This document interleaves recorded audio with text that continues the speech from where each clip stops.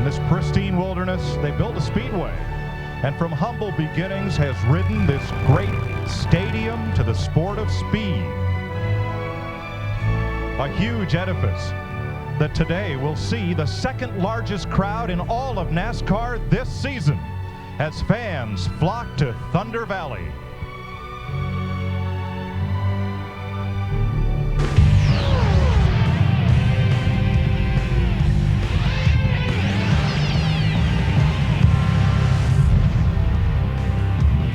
Look at this crowd, and look at this beautiful jewel of a speedway. A small track, steeply banked. It is packed with fans, and what they want to see is action.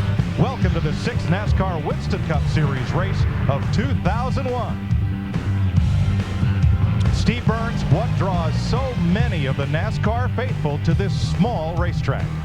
Mike, I'll tell you, it's this half-mile, high-banked, concrete racetrack.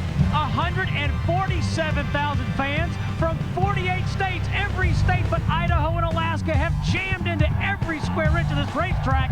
They all have seats, but they don't use them because the action is so fast and furious, Matt Yoakum.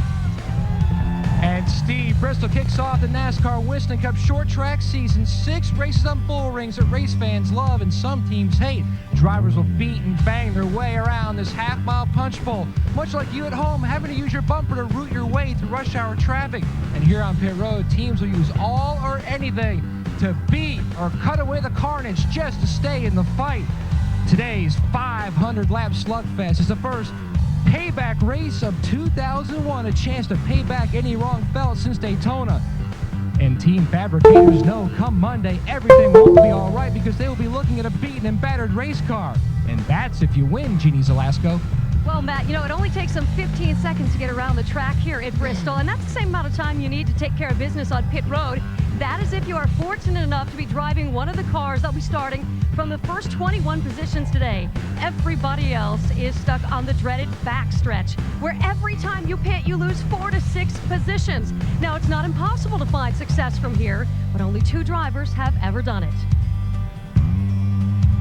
Mark Martin has had a perfectly miserable season so far. He hasn't even got a top 5. He's had 2 DNFs, 23rd in points, but he has had a wickedly fast race car since they unloaded this thing, and today he starts on the pole. Mark, what's it going to take to win this thing today? Well, it's a lot. You know, 500 laps around this place. Just finishing is a big deal, really. But you've got to have it all. Good, fast race car. Got to get through the corners good. Good pit stops, and everything needs to go your way. His son Matt won his quarter midget race last night from the back. We'll see if Mark Martin can win from the front. Mike Joy.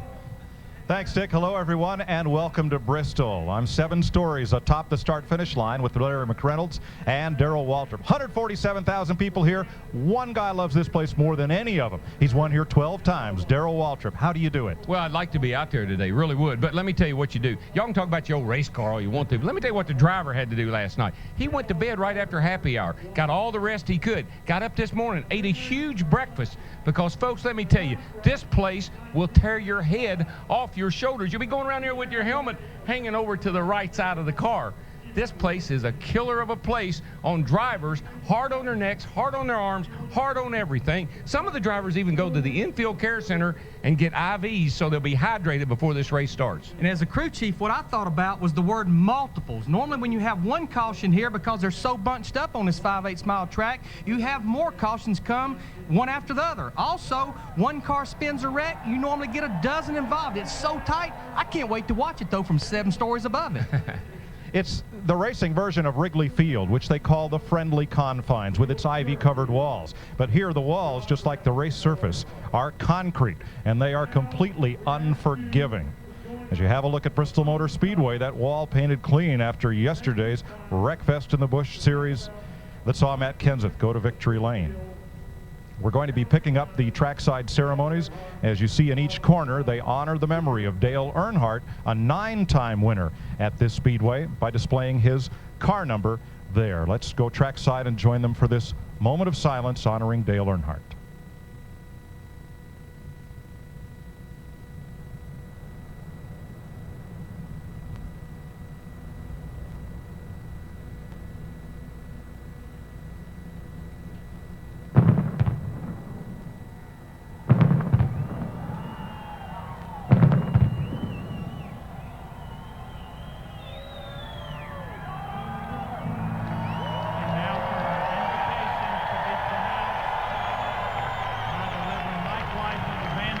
Church of Christ.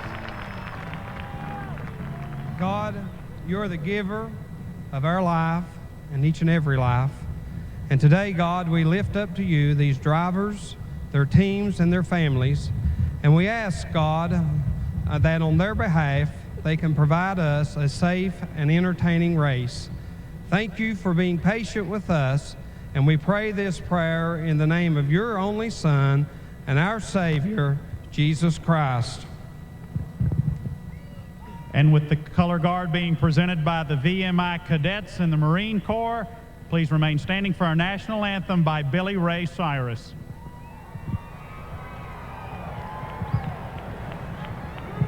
Oh, say can you see by the dawn's early light what so proudly we hailed at the twilight last gleaming, whose broad stripes and bright stars through the perilous fight for the ramparts we watched were so gallantly streaming, and the rockets' red glare, the bombs bursting in air, gave proof through the night that our flag was still there. Oh, say does that star-spangled banner yet wave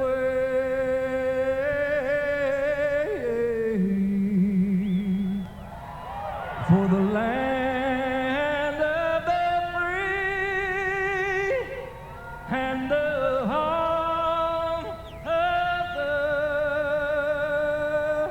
brave.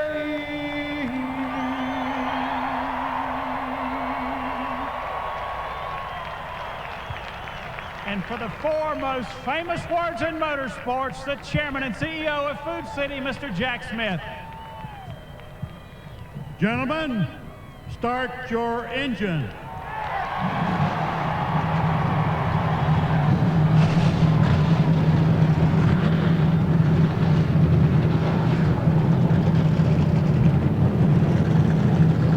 We're set to go racing at Bristol.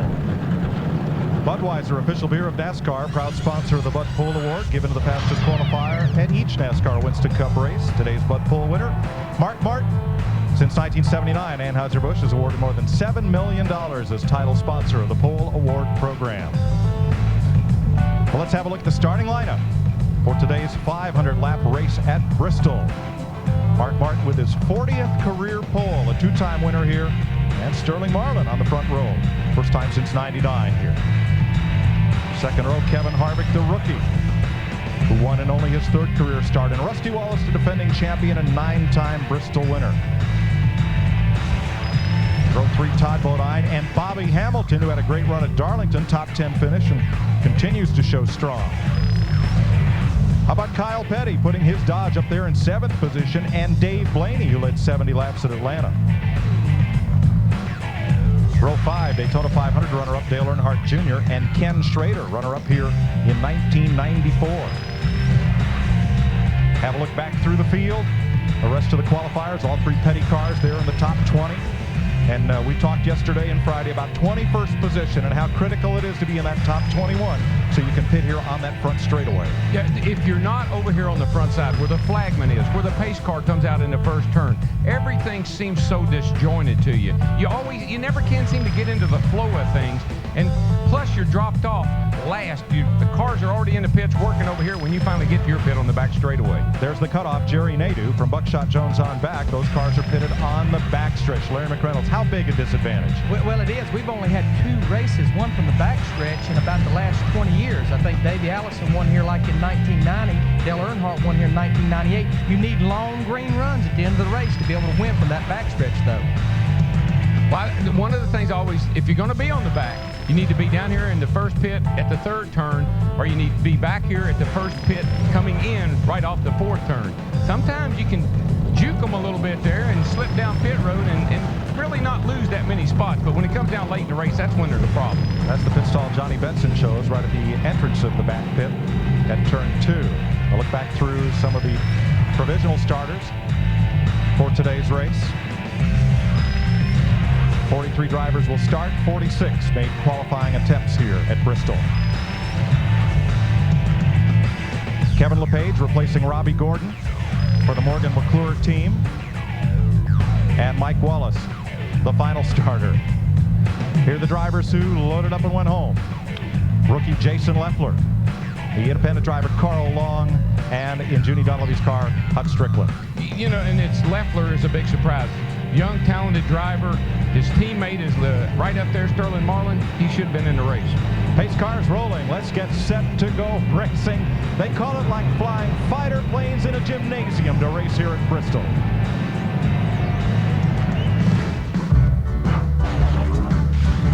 Wound around the mountains and filled this 147,000 seat Speedway. A stadium setting for motorsports, and today they'll race 500 laps.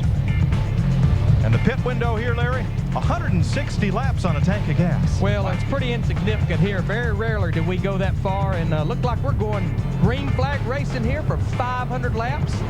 Buckle in tight, pull them belts, because it's going to happen about 16 seconds a lap. And all you're hoping for right now on this start is a good clean start. Don't get run into by someone behind you. And everybody wants to get to the inside. Big battle to get down. Green flag, and we're racing at Bristol.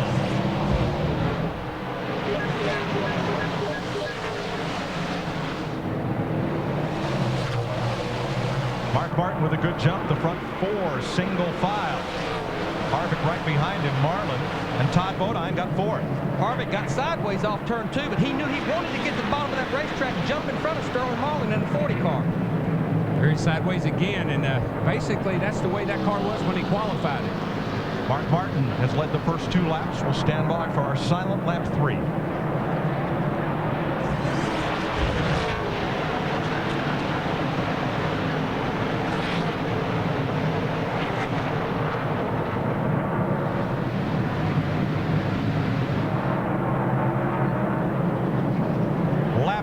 And the young fella driving Dale Earnhardt's team, or the team Earnhardt would have driven for here for Richard Childress, takes lap 3 to take the lead. And Larry, he just proves to me one thing. Loose can be fast, because he was sideways there for a couple. Got to go around 25. Nadu. And look at them stacking up back there behind him. Look at them. 97 around, 92. 97. We talked about it in the opening. One car spins, normally collects 2 or 3 other cars. There's no place to go. And the spotters are hollering, hollering their lungs out, but you can't get wound up. It just won't stop. There they all are, and they're right on top of this. They're right over in the 3rd turn, and they can definitely see what's going on, but it happens so fast, and you're going so fast. Let's see if there was contact that turned Nadu around. Here's Nadu right here. No, he just got it around. I don't believe anybody got into him. It looked like he just come around. Now watch these other guys. They got nowhere to go. He's going to come down the track, they think, but he stops. And here's the accordion that all compresses behind him. Again, your spotters, they don't know where to tell you to go. This racetrack is not that wide. Look at them just bumper tag there. Stacked up 5, 6 deep. That's what you really fight here the most, is getting run into from behind. You know what you're going to do, and you can see better than the guy behind you. It's hard to see around these cars. You can't see through them because the spoilers are so high on the back of them. Round goes Nadu, all by himself, trying to get back in the throttle. Slipped the back end out from under it. Not the way you want to start a 500-lap race here, I can tell you. From Johnny Benson's Valvoline cam. He sees it. Spotter saying, go low, go low, go low. And we have our first caution of the day at lap 4. Jerry Nadu goes behind the wall for repairs. We'll be right back. This is NASCAR on Fox.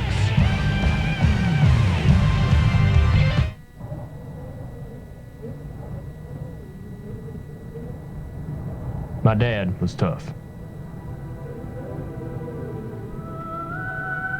Nothing ever got in his way.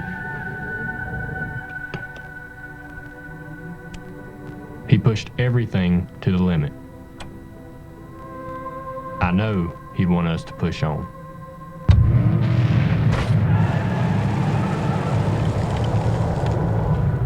Howie, have a seat. Carlo, the cars more champions depend on, Chevy, will be there. By Viagra, ask your doctor if Viagra is right for you. By Radio Shack, you've got questions, we've got answers. And by Napa Auto Parts. Napa, we keep America running. One to go. Welcome back to Bristol. One lap. We'll go back to green after Jerry Nadeau got into the wall in turn 4 on lap 4. Kevin Harvick, your leader. Sterling Marlin, Todd Bodine. Kenny Wallace got the worst of that one other than Nadeau. The nose of his Pontiac pretty well damaged. And there you see damage on Stacy Compton's right front as well. There's Kenny. His shopping bag got kind of ruffled up there. Oh, that's minor. That's just, that baby's just right for Bristol. Beat her on down. That's what they used to tell me here. We'll run the car a little high. We'll race it down. As long as it ain't rubbing the tires and the radiator can still get some air That's to it, buddy. Good to That's go. all you got to have. All right. 4 tires and a steering wheel. Let's get the Food City 500 back under green. Kevin Harvick. All right, here's the problem you have on a restart. Here's the start-finish line. Look, these cars are just now coming off turn 2. 42 cars still on the lead lap. Yeah. They're a half a lap down when the green flag comes out. Oh, this is worst-case scenario when you're in the back is a single file restart because you have to string out even that much more. It's good for the race, though, because everybody's trying to get into some kind of a rhythm. Maybe now they'll get that chance. What you want to do here is just get you a little gap between you and the guy in front of you so you don't run into him, and then a little gap between you and the car behind you.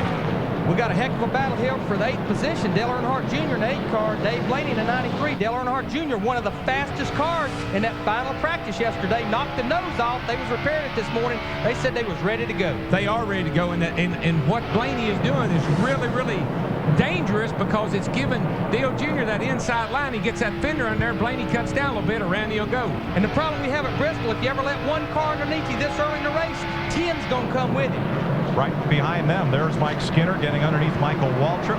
Andy Houston battling with them as you look back from the Lowe's cam on board Mike Skinner. Michael may have gotten more damage in that bump and go than we thought he did because he's falling back. Casey Atwood in the 19, the Ray Evernham Dodge with the green numeral on the roof, passing his teammate Bill Elliott. And them old drivers, they start looking for that high line because it ain't so crowded up there. Now Ricky Rudd's going to give Elliott a try. That's where you find clean air on a track like this, is up on the outside where there isn't anybody. But there normally is not a lot of grip in the racetrack up there. We've watched Rusty Wallace win 9 races here. You won most of your races, Darrell, after it was concreted right around the bottom of that racetrack. Yeah, you got to hang that left wheel on that yellow line, but if you're back in the pack and you want to move forward, you're going to have to venture up in no man's land. Let's ride with the Miller Light Cam on board Rusty Wallace. Todd Bodine, 3rd place car just ahead. Watch Rusty go in there. Watch him stay. See Todd shove up? Rusty never gets off that yellow line. If they took that yellow line away, I don't know if he'd run good here or not. If you notice right here, going into turn 1, he backed off the throttle way before he ever got to the corner. Right here, though, he picks that throttle up. That's where you beat people, from the center of the corner off.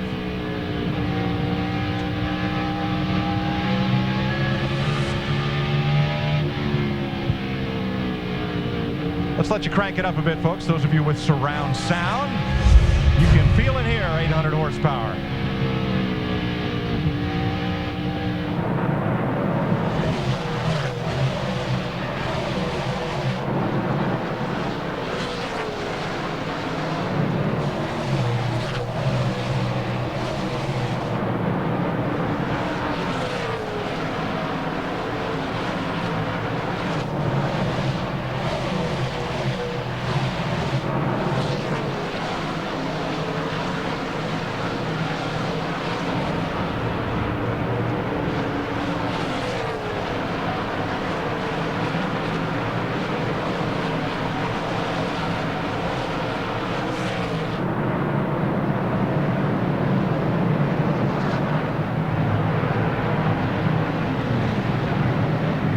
Jeremy Mayfield said of racing at Bristol, it's like riding around in a clothes dryer for 3.5 hours, and by the time you're done, somebody's lost a sock or 2. Yeah, most time in your chin.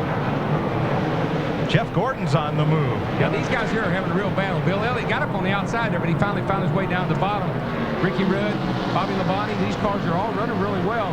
I think Gordon's just waiting for an opportunity to pounce. Turn 4, Robert Presley in the wall. Jeff Burton spins around to miss him, and everybody else has to thread their way through. I think this is like the 5th race where Burton has had trouble on this early in the race. And Presley went around. I don't believe there was any contact. Yeah, the worst thing that can happen to you is you can see what's happening because you respond to it. Other people don't know what's happening. They run all over you.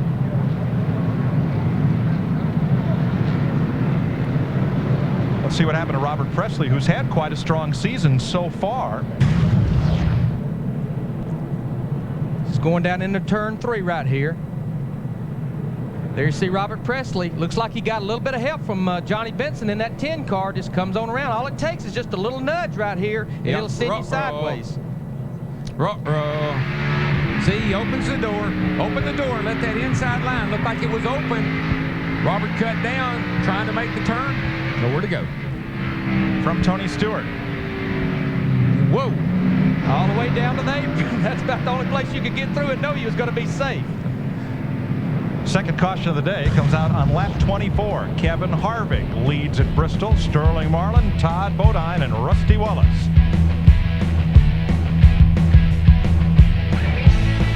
You know what they say about oyster. And Sterling Marlin gets sent up the racetrack after contact from Kenny Wallace. Kenny Wallace in the 27 car now. He's one lap down up there trying to get his lap back. Got in the side of Sterling Marlin after they took the green. Boy, the cars, they are absolute. Here, got one around, guys. Andy Houston is in the wall in turn 3. Caution is out again. Nobody else involved in this one. Here comes Kenny Wallace to get his lap back.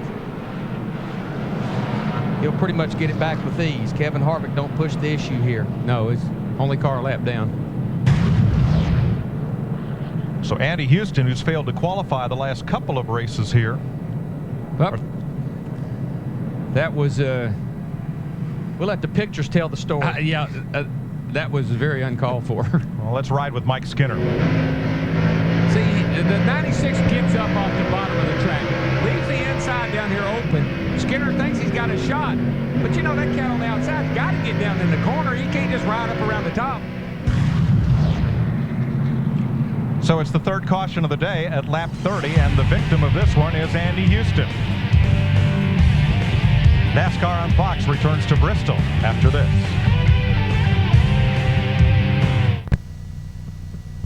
By Budweiser, with a crisp, clean, refreshing taste you'll find in no other beer. This Bud's for you.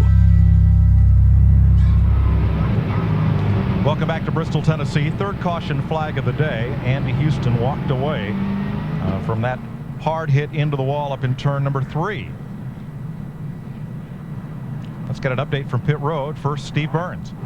Mike, our pole sitter, Mark Martin, has dropped to the 5th position. He told Jimmy Fennick his car was just a little bit loose at the beginning of the race. We've only run 20 green flag laps. He's happy now, wants his spotter to keep him in a heads-up position. Kevin Harvick, meanwhile, said he's running faster in that number 29 car than he did at practice yesterday.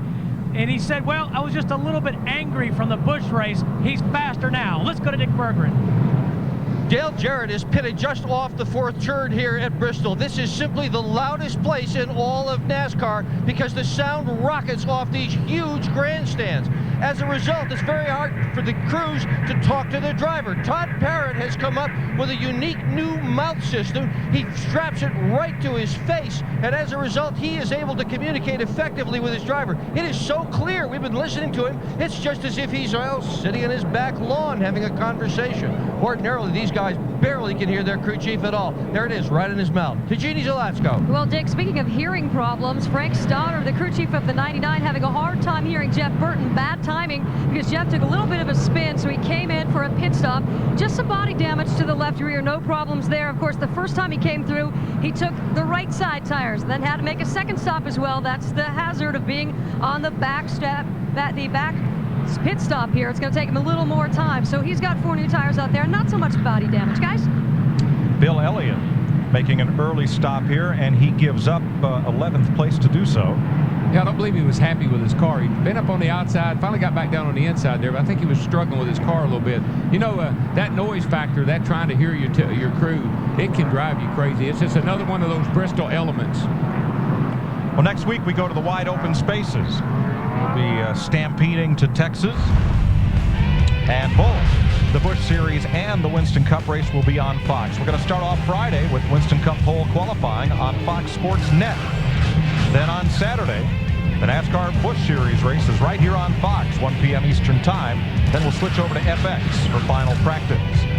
NASCAR this morning, next Sunday on Fox Sports Net in the morning. And then the Winston Cup race presented by Home Depot on Fox, 12:30 p.m. Eastern Time. Our coverage begins. And then NASCAR Victory Lane Sunday night. And that racetrack down there in Fort Worth, it is a mammoth facility. Bruton Smith, Eddie Gossage created about 5 years ago. You talk about fast, it is a fast racetrack. What's going on down there, Steve Burns? Kevin Harvick may be fast, but they're worried about their battery power. It's only showing 12 volts. Larry, they have turned off all the fans. They're watching that situation very closely. It's going to... Chris Myers. All right, thanks very much, Jeff Hammond. You were saying, hey, shaking your head, not good for Kevin Harvick, who had quite a run yesterday in the Busch race. Yeah, Chris. Right now, if you're already down on battery power, you're in trouble. I'm telling you right now, the battery will not carry it the full distance here at this race. They'll have to come in and change it if they have that alternator problem. 30-plus laps already, 3 cautions. The record for Winston Cup race is 20 cautions. It's happened twice here at this Speedway. What is it telling you early, that the drivers are not being very patient? Yeah, they're all in a hurry. As we talked about earlier, we got a lot of good cars in the back of the racetrack, the back of the pack, trying to get to the front. So you got to watch it right now. Guys are pushing and shoving real early. And we are going green.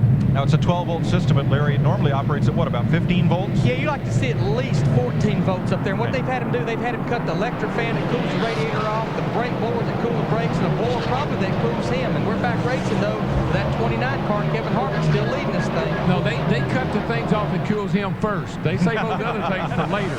When he starts whining, they'll tell him to turn them back on. This 29 car, it's the same car that Kevin Harvick run at Rockingham, his first race in this car, and it's the same race car that Dale Earnhardt drove to victory at Atlanta last spring. You know, those front cars are leading out just a little bit, but you know, Kyle Petty qualified up there in the 7th spot, and he is hanging right there. Great run for Kyle. I'm glad to see it, man. He needed it badly. Under pressure from Kenny Schrader and Dave Blaney. This is a Kyle Petty kind of race. Got to be patient, stay out of trouble, and that's the way Kyle races.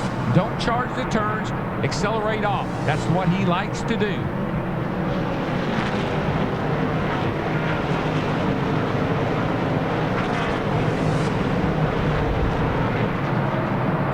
Bit of a 5-car breakaway here, and Rusty Wallace really harassing Todd Bodine. Well, if we can get a few green flag laps in here, say 10, 15, maybe even 20, you'll see a change in the running order, because some of those guys were set up, you know, they're not pressing the issue. They're waiting for things to string out just a little bit. Darrell, this is a brand new car they brought here for Rusty. I talked to Robin Pemberton, his crew chief, this morning. They won both races here last year. He said, Larry, it's the exact 4 springs, exact 4 shocks, exact sway bar, exact setup that we won here with both races last year. Well, watching the car go around the track on that yellow line, I'm sure it is. Because that's right where he has yellow line fever. Trying to root Todd Bodine in the 66 car up for that 3rd position. Mark Martin in the 6th car falling right behind. Mark wants to stay with Rusty if he can, because if Rusty opens that door, he wants to go through it with him. And Rusty's, I mean, he's won this race a lot of times, and he knows how to win, but he's also can get very impatient with someone that holds him up. Patience and feelings. And the reason I say feelings, whether you're a driver, whether you're a crew chief, whether you're a spotter, the best thing you can do is in the morning, leave your feelings outside and pick them up when you leave here, because if you don't, you're probably going to get them hurt. Oh, yeah. It takes 15 seconds to get around here. It takes 15 seconds to get 4 tires. It takes 15 seconds to get in one whale of a fight. Pretty impressed with Todd Bodine in the 66 car. They was not very happy with his car yesterday. Of course, he run good in that 00 Busch Grand National car yesterday. They tried the setup out of that car under this car, just didn't suit this Winston Cup car. Yeah, he was like 38th quickest in rush hour yesterday, so they definitely helped the car a lot. Pick up the battle for 19th place, where Joe Nemechek is trying to hold off Jeremy Mayfield. 33 and 12. Joe gets up in that high line. Jeremy Mayfield gets the run underneath him down the front stretch here. Going to take the position. Here comes Benson in the 10 car. The 12 car's opening that door. Benson wants to go through it with him. Jeremy started 30th. Benson started 28th. They're both on the move. Jeannie? Well, guys, last year, Johnny Benson's crew chief, James Inns, asked Benson to drive only at 80%. He said, look, we'll give you 120% in the pit, so keep it at 80. And it paid dividends. Benson stayed on the lead lap, and then that late rally, he claimed second place. But of course, a little later on, and maybe Daryl, you can agree with this, Johnny admitted, you know what, I did give 80. I gave about 90, but I still got the job done. Most of the guys I know it didn't give it 80%. They was looking for a ride the next week. You got to give 110 all the time. I don't care what the crew chief says. That's how you win races. There goes Rusty around the 66 car. 66 was holding Rusty up. Rusty's ready to get up there and challenge for the lead. He's tired of riding back there. Let me tell you, a lot of these cars got a lot of tape on the grill again this weekend. I wouldn't be surprised to see some of them run a little hot in this tight traffic. The 28 car here, Ricky Rudd, Jeff Gordon, the 24. They got Casey Atwood, that 19, hung on the outside, took about 6 cars and kicked Casey Atwood all the way back to 18th. Just 2 laps ago, he was running in 12th. And he's losing more positions. Now Mayfield with Nemechek and Benson in tow, getting underneath the rookie Atwood. Actually, Atwood's running pretty darn good to be up on the high side, and he got himself back down on the bottom there. So you got to play around with that high line, and you're back in the pack. You just cannot stay there. You got to work up on that high side and see if you can get something going. And when you're Atwood spotter, you're telling him, one more coming, one more coming. The greatest sound in the world is clear low, clear low. And the driver is screaming, find me a hole, find me a hole. And he said, there ain't one. Kevin Harvick leads by 0.6 of a second here at Bristol, his 5th Winston Cup start and the 2nd race that he has led. Sterling Marlin, their number 40, runs in 2nd. Rusty Wallace is 3rd. Todd Bodine and pole sitter Mark Martin. We'll be right back to Bristol on Fox.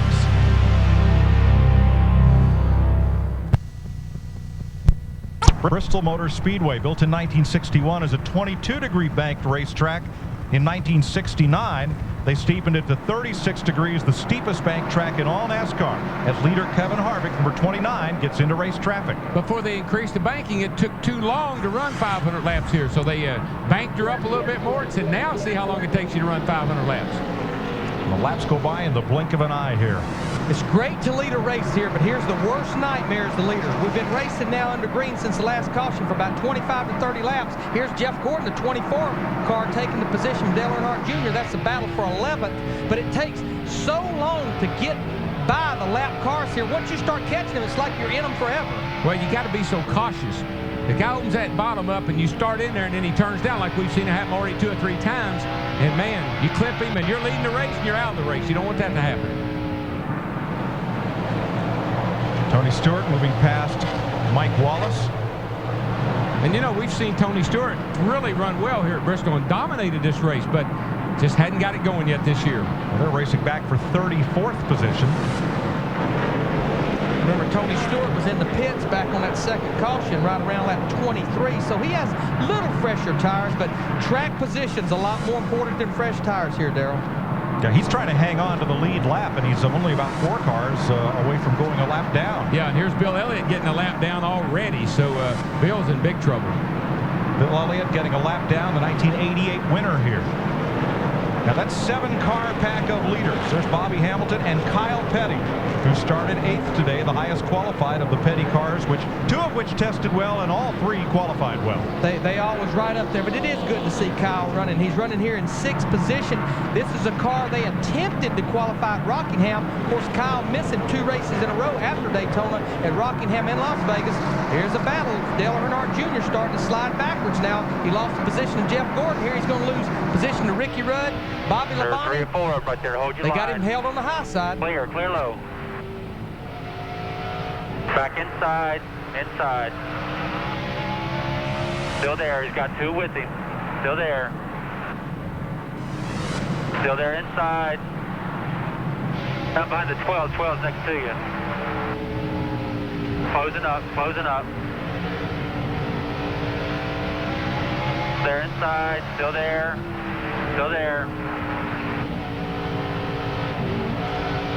No break in that traffic. Just can't get to the bottom. That's his spotter, Ty Norris, telling him, trying to hunt him a hole on the bottom of the racetrack. What happened is his car's gotten real loose, and he just couldn't run up down on the bottom. He had to move up a little bit. When he did, here they all come. Several cars have gotten that way. They can't keep them on the bottom. They're so loose, and they're moving up the middle of the corner and getting past.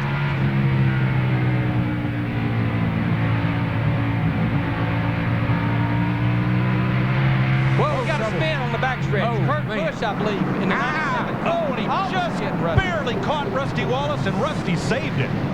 He just tipped Rusty trying to get around him. I think he may have done some damage to Rusty's left rear, but I don't think it was substantial. But I believe he may have knocked Rusty's left rear down.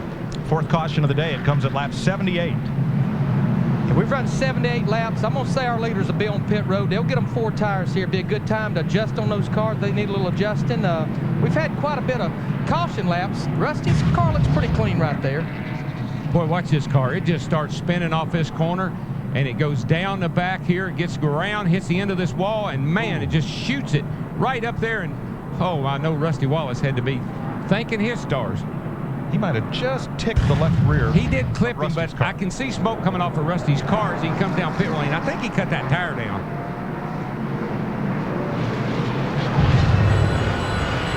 Pit road, a busy place here on the front straightaway. Steve Burns. Kevin Harvick is a bit free off the corner. They're going to take a half pound off the right rears. We also see Sterling Marlin. 4-tire change for Kevin Harvick. 29 is down and away. Looks like he's going to beat Mark Martin out. 16.2 for Harvick, and a 6 still in. Let's go to Matt Yoakum. A little bit of trouble on the left rear by Robbie Fuller. The tire was flat when he came in.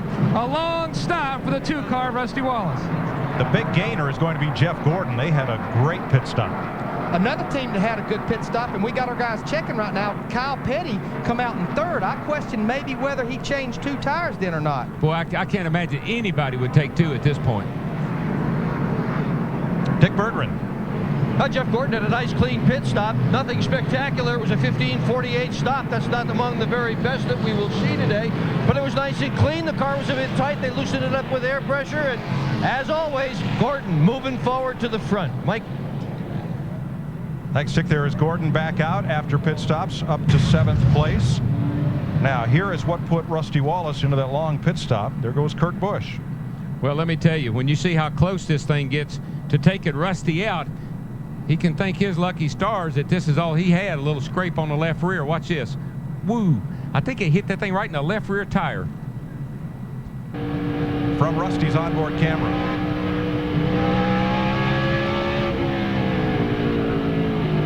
Oh, you hear it? That's no question. That's hard hit. Harder than it looked. So we're under caution for the 4th time for Kurt Busch. Rusty Wallace back on track. This is NASCAR on Fox. 4 identical cars.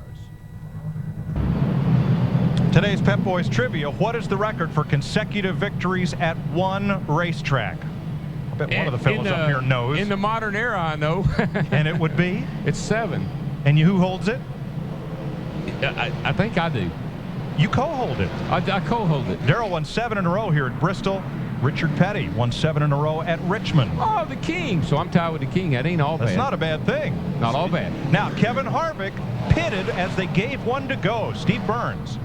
Mike, we know why. The 40 car of Sterling Marlin was pitted right in front of him. He had to back up on pit road. He backed up the same time Kevin Harvick was leaving. The left front fender pressed down on the tire. They had to bring him back in to pull the sheet metal off that left front tire. So one of the things you don't want to have happen with a rookie driver is to get things like this going. As long as he can run a routine race, keep him calm, keep everything under control, he does an outstanding job. Now he's got to work to all this traffic, knows he's got a chance of going lap down, puts a lot of pressure on that young boy. The only car restarting behind Harvick is Jerry Nadeau, back on track after bringing out the first caution at lap 4. And we'll say hello to his car owner, Papa Joe Hendrick, who underwent surgery this week and recovering nicely in Charlotte. One of my favorite people, best guy, one of the nicest men in racing, and been around for a long time. And Papa Joe, I love you, man. Just an update, Kyle Petty in the 45 car, his boys did change 4 tires for guys that hadn't done a lot of pit stops. That was a good stop for those guys. They got him out, what turns out it was 3rd, and now he's 2nd on this restart behind Marlin. We're back under green. Got 2 Dodgers running 1st and 2nd here. And the pole sitter in hot pursuit. Sterling Marlin gets about 8 or 10 car lengths advantage, while Kyle Petty had to fight those lap cars of Bill Elliott and Robert Presley. Are you reminding us that somebody up here picked Sterling? It's a little early, though. It's in Bristol. I'm sure we'll get reminded. And I'm sure broadcasters need to leave their feelings outside the racetrack, too. Let me show you what happened to Harvick here in the pits a few minutes ago. Why he had to come back in. Had to give up the lead. Here he is, right here. Watch what happens. Just about the time Sterling backed up, he clipped him. Bad timing. The reason Sterling Marlin had to back up, Mark Martin pulled in his pits after Sterling, had him blocked in a little bit. No fault of anybody's, just that's how tight it is in the pits. See how small those pit boxes are. You try to get a car in there, everybody's pitting. Schrader, turn 2, got turned around, and he's in the fence. Coming back down the racetrack, which is not something you want to have happen. Jeff Burton got in the back of Brett Bodine and knocked the front end of his car in a little bit more than it was a while ago. Ken Schrader, I think he had a little help. Got turned around and up in there into the turn 2 wall. Well, when we get these, oh man, the Peanut Man, the M&M Man don't look so hot. He's feeling, I'm sure Schrader's feeling the same way. Oh, crunching the concrete, not in your hand. He didn't look that way before he hit the wall. Well, this is turn 1 and 2. There you see Dale Earnhardt Jr. He moved up the racetrack a little bit, got into that left rear quarter panel, said Kenny Schrader turning around. Boy, I just can't say it enough. You leave that bottom open just ever so slightly, half car length, guy behind you gets that nose in there, around you go. Let's give it a listen here.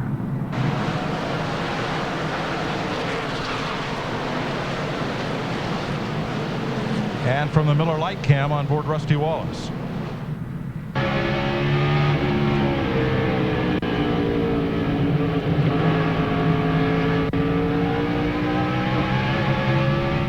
And from the Lowe's camera on board Mike Skinner. He's in trouble because he's already up high, and whoa, he had to get it to the bottom. Good thing nobody was there. You don't want to go up. You do not want to push up in the corner here, buddy. If you drive in a little too hard and the car slides a little with you, the car gets in under you, and it's just not very forgiving.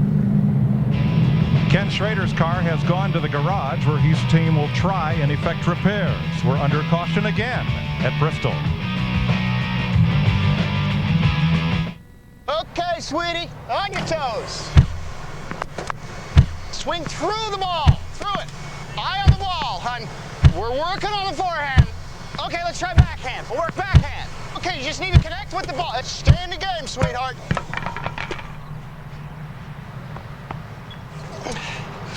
Now, don't be afraid to charge the net. How do you plan on financing your retirement?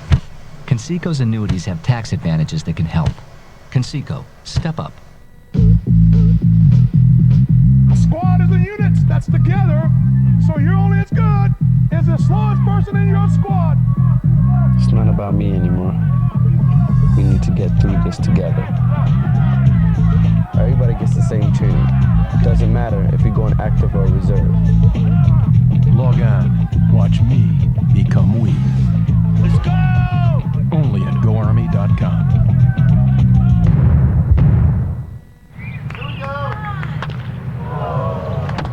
Here's your house. Oh, terrific. Here's your house. She's good. Yes. Winner. Super.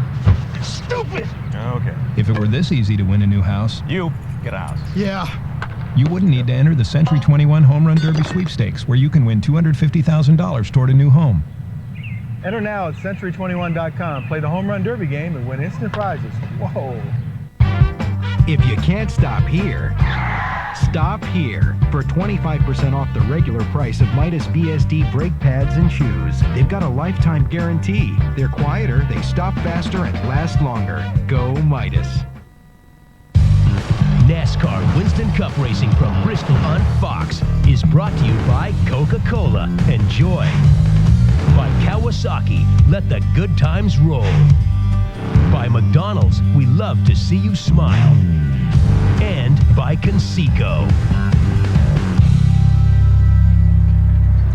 We just went back to green a lap ago, and Sterling Marlin has streaked out with the lead. Sterling has led every race this year. He's done everything but win a race this year. Sterling Marlin and now Mark Martin, because he led in the beginning. He's the other driver that's led in every race. The other driver that led in the first 5 races was Jeff Gordon in the 24 car, who has not led today yet. Let me tell you something I've been seeing pretty impressive. See that 5 car right there? He's up on the outside, and he's passed a lot of cars on the outside. First car I've seen that's been able to do that, and there he is all over Dale Jarrett.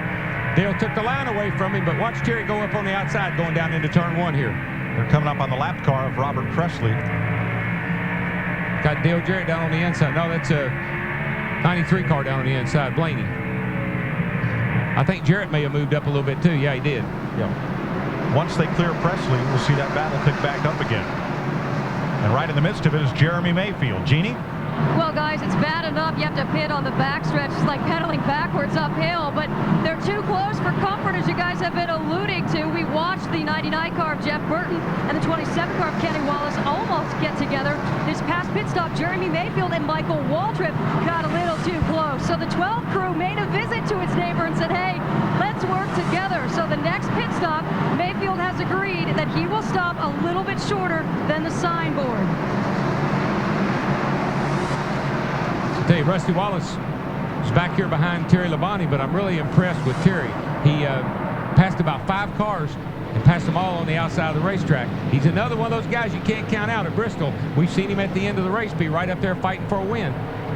Johnny Benson underneath Ricky Craven, back trying to move up. There's Dave Blaney just ahead. Next week, the wide open spaces of Texas, and that's what it'll look like compared to here at Bristol, Tennessee. That's a high velocity racetrack. We'll be there Saturday and Sunday on Fox with the Busch and the Winston Cup Series.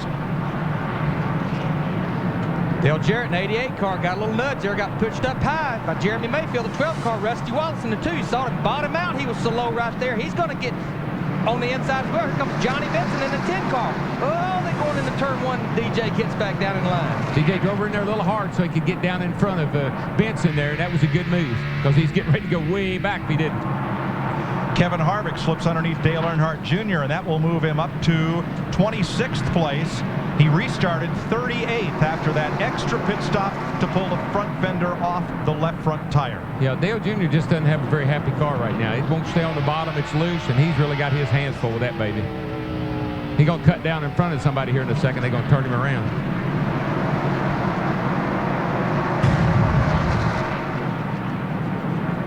Now, here's how you win Bristol. Somebody comes up on you, they're a little faster than you are, and you really don't want to race them. You just roll up out of the way, wave them by, say, go on, big old boy, I'll see you later.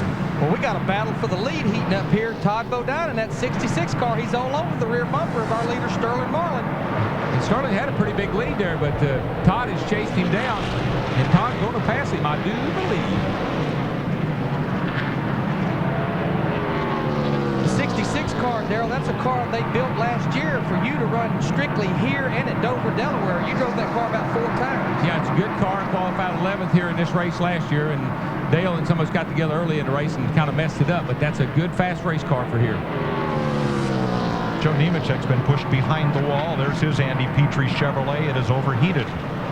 And up front, and here's John Andretti moving underneath Bobby Hamilton. Ward Burton trying to go with him. That's for 6th place. Boy, you see Bobby Hamilton. He wants to ease over and get down in front of Ward, but he knows he can. He eases it a little bit, but he sees Ward's not going to give him the line. He backs off and lets him go.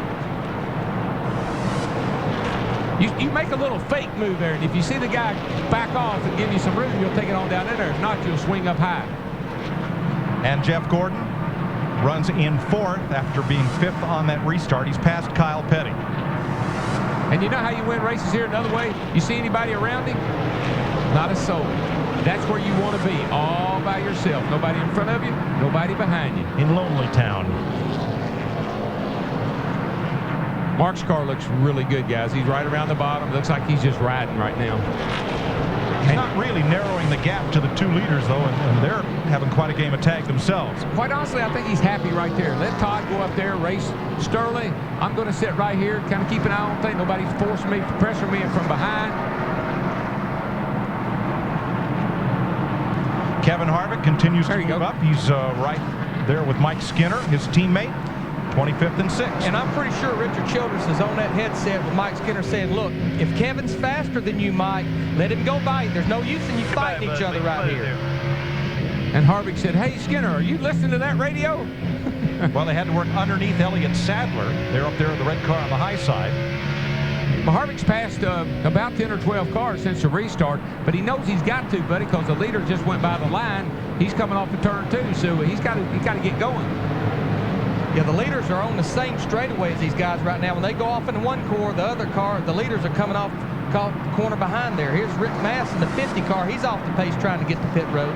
You just can't believe how quickly somebody can catch you here. I mean, in 3 laps, a guy can come from nowhere and be up there racing you. Now the leaders are going to get back in race traffic once again. They're going to catch up to Mike Wallace here fairly soon and begin to get into the business of lapping cars. Todd Bodine has never led a Winston Cup race here at Bristol. He's had 2 Busch wins here. Darrell, the fastest car on the racetrack right now is the car right behind these cars here. Jeff Gordon in that 24 car. He's about a tenth faster here. He's aiming in on Mark Martin in that 6 car. This would be for 3rd position. He has caught Mark, run him down here in about 4 or 5 laps. Yeah, he's got that burner on them flames. He's got it down on low right now. Kind of got it on simmer. He'll turn it up on high later on. See what Mark did? Right up out of the way. He caught him. He let him go by. But Jeff Gordon had to deal with something here that he normally don't have to deal with. He started 15th. He always starts up near the front. He never has had to deal with that hardly before. And in the first few laps, Larry, he gave up 3 or 4 places and then got into his rhythm and started working his way up through. Steve Burns. Sterling Marlin continues to lead this race, Mike. His teammate, 25-year-old Jason Leffler, did not qualify for the race, but he is here, sitting on top of the pit box in Sterling's pits, watching everything that's going on, listening to the team talk to each other, trying to learn some lessons to improve here in the Winston Cup Series. Let's go to Matt Yoakum. Steve, a perfect example of teamwork in the Petty Enterprises pits. John Andretti, the 43 car, has moved up to 5th. Kyle Petty was running 6th, but he's fallen back to 8th. His car a little loose. Andretti tested here, but it was only good on mid-range runs. Kyle Petty took Andretti's baseline and improved on it. Helped John Andretti, both these cars. Kyle Petty and John Andretti finished in the top 10 here back in 1999. Remember, Kyle Petty's last victory came on concrete. In Dover, though, 166 races ago back in 1995. Maybe he can break out today. And we'll visit the 1-mile concrete paved Dover Downs International Speedway a little later this spring. Meanwhile, back at the ranch, Sterling is pulled off and left the 66 just a little bit. I saw the 66 really start pushing off turn 2 over there. Couldn't stay in the throttle, and Sterling starting to open up the lead on him just a little bit again. I think he got some of that aero push. Here comes old Jeffy Gordon. He's closing down on the lead, folks, and we're going to be right back. I love this place, Darrell. Here, opening up a lead means, about 0.3 of a second. We'll be right back to Bristol on Fox after this.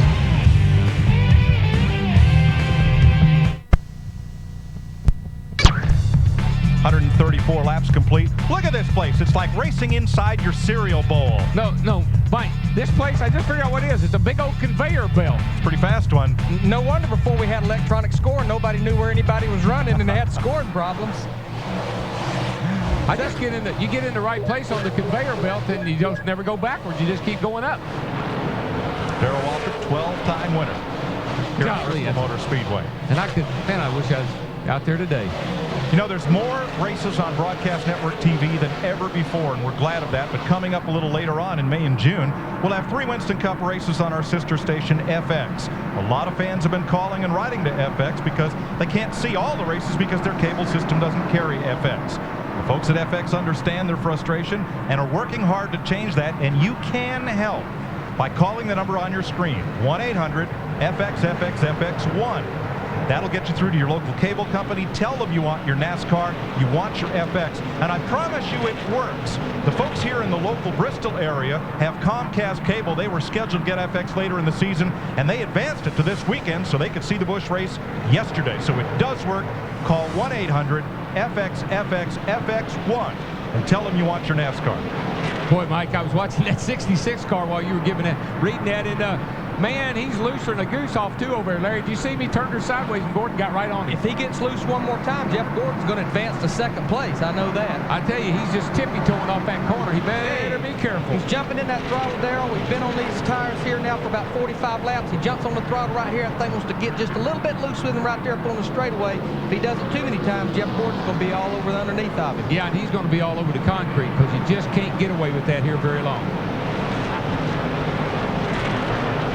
That's what happens to a car. It'll run good, run good, run good, and then all of a sudden that bad boy will start getting loose with you, and you don't know why. See him wobble a little bit off that corner. And there goes Gordon, gets underneath him, and that changes second place. Man, if I was spotting for the 66 car, that's what I'd have been telling him. Hey, let that cat go. Take it easier. Cool them tires off. And these guys are fixing to catch about the next 10 positions that's about to go a lap down, so they got a bunch of traffic to try to work. Bunch of good cars right here in front of them, Larry. I mean, you got the 15, the 8, the 26, a lot of cars. Jeff Hammond. The car we hadn't said a whole lot about was yesterday's winner, Matt Kenton. Started way back there in like 24th position. Now he's then moved up to 6th. Had a good pit stop. Looks like he's got this thing right on the bottom of the racetrack like he had it yesterday, making his way to the front. He's the biggest gainer in the field right now, Jeff. Trouble for Kyle Petty. He let about 4 fellas go underneath him and then picked up his pace again. But Kyle has fallen back to 16th place.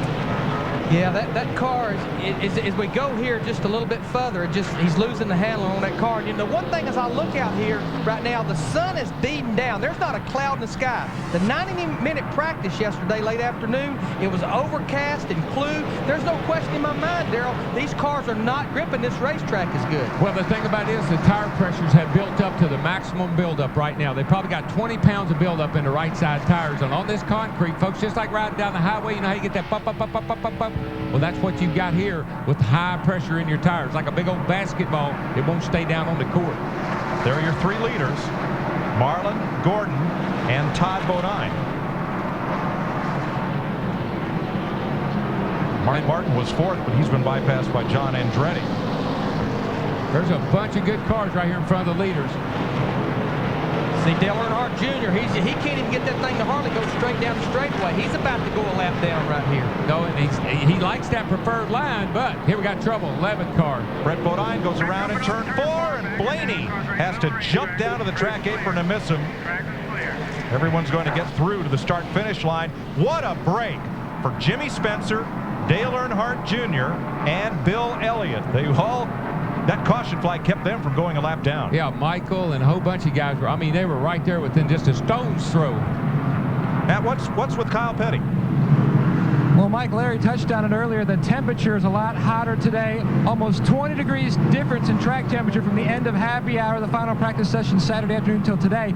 Kyle's car very loose. He cannot get any forward bite off the corner. They're talking about right now adjusting that 45 car of Petty's with air pressure, maybe a chassis adjustment. Yeah, take some rubbers out of the rear springs, let some air out of the rear tires, and get some bite in those rear tires. Pit road's going to be busy here. We've run about 57 laps. Dick Berggren, what's going on? Jeff Gordon is in his pits right now. Remember, this race last year, he had this race in hand, except he ran into Steve Park's tire, damaging his front end. After leading 225 laps, he still lost. These pit stops critically important. Gordon with a great pit stop to Steve. Sterling Marlin in 4th tire, 2 rounds of wedge in. He's tight off the centers. Marlin is down in front of the 43. Harvick in the 29 right behind him. Let's go to Matt Young. A 4-tire stop in the 66 car. Todd Bodine, he was loose up off the corner, much like Kyle Petty. So they adjusted with air pressure and a chassis adjustment. The Genie's Alaska. Well, the 17 car's running so well, they're not going to make any changes. Just 4 tires for Matt Kenseth, and he's on his way. Great pit stop. Hey, who else had a great pit stop was John Andretti. He came in 4th and came out right side by side with Jeff Gordon. But what's happened to him is Kenny Schrader occupied the pits in front of him. Schrader is out of the race. You don't want to see anybody have a problem, but if somebody has to have a problem, the guy in front of you can certainly be an advantage. See if we can figure out what happened here with the car spinning out. I believe with the old tide ride, got into the back of the 11 car and turned him around. Looked like Ricky Craven drove down in there a little harder than Brett did. Got into the back of him and turned him around. It's the 6th caution of the day. In case you're wondering, 20 is the record. We've had 20 caution flags twice here at Bristol. 152 of 500 laps are complete. We'll be back to Bristol Motor Speedway on Fox after this. Waved the green flag to restart after the 6th caution flag of the day. Todd Bodine inside of Jeff Gordon, fighting for 3rd spot. Lap car just ahead, though. Boy, he jumped all over Jeff coming off turn 2 over there. He got that baby tightened up, and she will go when he nails her. 3rd place battle. Marlin and Andretti out front. More on Jeff Gordon. Here's Dick. Well, just a moment ago, Jeff Gordon called on the radio to congratulate his crew on yet another terrific stop. Once he finished telling them what a good job they were doing, they asked him, how's the car? There was this little pause, and he simply used the word awesome. Oh boy, Gordon's got a strong car. He's at Bristol. Look out for that 24. When you can go around the outside like that and hang in there the way he is right now, and looks like he's going to clear the 66 car, you do have an awesome car. How about Ricky Rudd, the 28 car here? Started 14th. He's moved up to 5th. Ricky been running at the end of 20 consecutive races. He's been there every week, 6th in the points. Just a matter of time for these guys. Here's a battle for the lead. John Andretti pulls to the inside of Sterling Marlin going down in turn 3. Wants that lead. Two Dodges fighting for the front spot, and Andretti, well, had it for an instant. Marlin at the stripe, though. Well, I like what I'm seeing, though. You can run outside. You can run side by side, run outside. Hadn't seen that for a long time here, guys. Sterling's car is pretty tough on the outside, Darrell. He'll probably give it up. I would if I was him. Fall in behind John, follow a little while, because Sterling's had the dominant car. What happened, John Andretti got a good bite off turn 2 on the low side. Won the race getting into turn 3, took the lead through the middle of 3 and 4, and he's leading this race. Here comes Jeff Gordon, though, back in that 24 car. Yeah, we just turned the heat up on that baby a little bit. It was on simmer. We're going to turn her up to warm. I'll let you know when they get ready to turn it all the way up. I'm going to tell the people who are not Jeff Gordon fans hate it when he uses the word awesome. You know what that means. The fans are saying rump roll. That's right. Oh, he's right on Sterling. See, that pit stop made a little adjustment. Here he is. But I'm impressed with Sterling Marlin. Where did he come from? Look where he was last year, and look where he is this year. Big change in performance, up there fighting for the point lead. Ooh, Brett Bodine back there in the pack. 3 wide into turn 3. I didn't think you could do that. And really what happened, it's going to cause trouble in the back behind him because it bottled everybody up. Ricky Rudd shadowing Todd Bodine. Right here for 4th place. As you watch from the Haviland onboard cam with Ricky Rudd. No. Somebody calling in wanting to know if he's a lap down. Wants him to get out of the way, whoever that is. I think it's Ricky calling in about Todd. But Bobby Labonte in the 18 car there started out 13th. He has never posted a top 5 finish at Bristol in 16 races. Bristol has not been good to him. This car rode as a backup car for the last 2 years. Here goes Gordon for 2nd place. Goes underneath Sterling Marlin in that 40 car. Now, we talked about 3 abreast. Brett Bodine and Ricky Craven. Remember, they were the last caution, so they come out of turn 2. And Brett gives Craven a little howdy, and here comes Blaney. You just remember, Brett just spun out. But that's what caused this caution. So his car is very unstable. And he had Blaney underneath him, and he had Craven on the outside. He was in a no man's land. I'm glad somebody was smart enough to back off there. We was going to have our next caution. You can't hardly run 2 wide here, much less 3 wide. Well, you just can't get off the corner here. It's too slick down low. You can't get the grip. Looking back, there's Ricky Rudd. Car right behind Ricky's a lap down. Stacey Compton got in trouble early. Rudd, the 4th place car. Now Todd Bodine is the 5th place car. There's Todd. And he's slipping back big time. I don't know what they did to him on the pit stop, but they better undo it real fast. Steve Park in that 1 car up there in that 7th position. This is the car that Steve Park won Rockingham with and finished 2nd at Darlington last week. He's wanting to get up there in that top 5.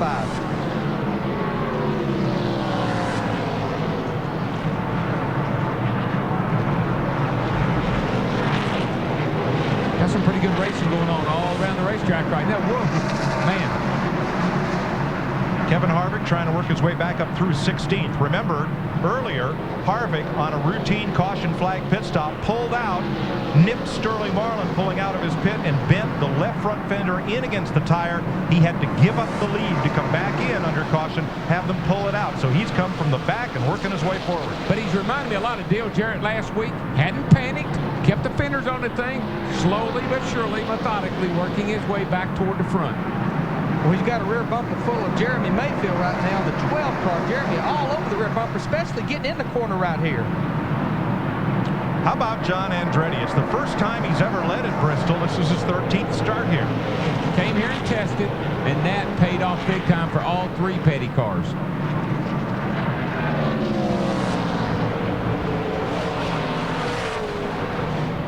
And you know the other thing that some of these I love it, Larry, when a car runs good, and then all of a sudden the pit crew does better than it's ever done before. They're making better pit stops than they've ever made before. There is no question. We talk about it every week, but here at Bristol, it's absolutely easier to pass them on pit road with your pit stop than it is on the racetrack. And he had a great pit stop. Larry, you talk about pit stops. It's off early in this day to be talking about it, but Mark Martin had a bad pit stop, and Matt Kenseth didn't have a very good pit stop, but the back straightaway come into play, and both those cars have been up there close to the front, find themselves way on back. We've been watching Todd, and man, I don't know what they did to him on the pit stop, but he's holding all these cars here behind him up right now. He just can't get off the corner anything like he could earlier. It may be low air pressure, it may come back, but if it does, it's going to take way too long. See him push up, he just got up out of the way and said, "You guys go on, I got trouble." Ward Burton goes past, and now Dale Jarrett comes up on Park. As John Andretti leads at 178 laps, the first time he's ever led at Bristol Motor Speedway. We'll be right back. This is NASCAR on Fox. NASCAR. We want to race the truck. People love the truck. 187 laps complete. Jeff Gordon looked to the high side to get past John Andretti for the lead. 8 different leaders in this race, as Gordon is now the front runner. Kyle Petty's in the pits. He slowed way down, fell back. I don't know if he's got an engine problem. Yeah, they're going under the hood. Looked like something happened to it. He just slowed down all at once. Next week, we'll go to a track Kyle likes, Texas Motor Speedway in Fort Worth, the Busch Race and the Cup Race next week on Fox. We'll start it off with Winston Cup qualifying Friday afternoon on Fox Sports Net. Then Saturday, the Busch Series race on Fox, and final practice on FX for the Winston Cup cars. Then Sunday, NASCAR This Morning at 10 a.m. Eastern, and when our coverage begins at 12:30 p.m. on Fox, Darrell Waltrip will sit down with Dale Earnhardt Jr. And then you'll see the Winston Cup race and NASCAR Victory Lane on the net to wrap things up next Sunday night. I was going to sing T for Texas and T for Tennessee, but some people don't like my singing. I'm working on it, though, folks. I'm going to get better. Matt, Kyle Petty's problems? Kyle Petty has gone back out on the racetrack. It appears something amiss under the hood. Either a head gasket or rocker arm is broken. You can definitely tell, though, there's something wrong with that engine. He's going to try to ride it out as long as he can, but it's going to make for a long day. 308 laps or so to go here at Bristol. Darrell, this is the hardest racetrack in the world to try to get out of the way of people. Oh, yeah. Driving a slow car here is no fun whatsoever. You'll get run over. You'll get wrecked. You need to just probably park the thing. You pull so much gear here. You turn these motors 9,200. You have to get up out of these corners and have what I like to call passing gear. If you're going to pass anybody, you got to have a lot of gear in that thing. That's why you see them bust loose coming up off the corner. Got a lot of gear.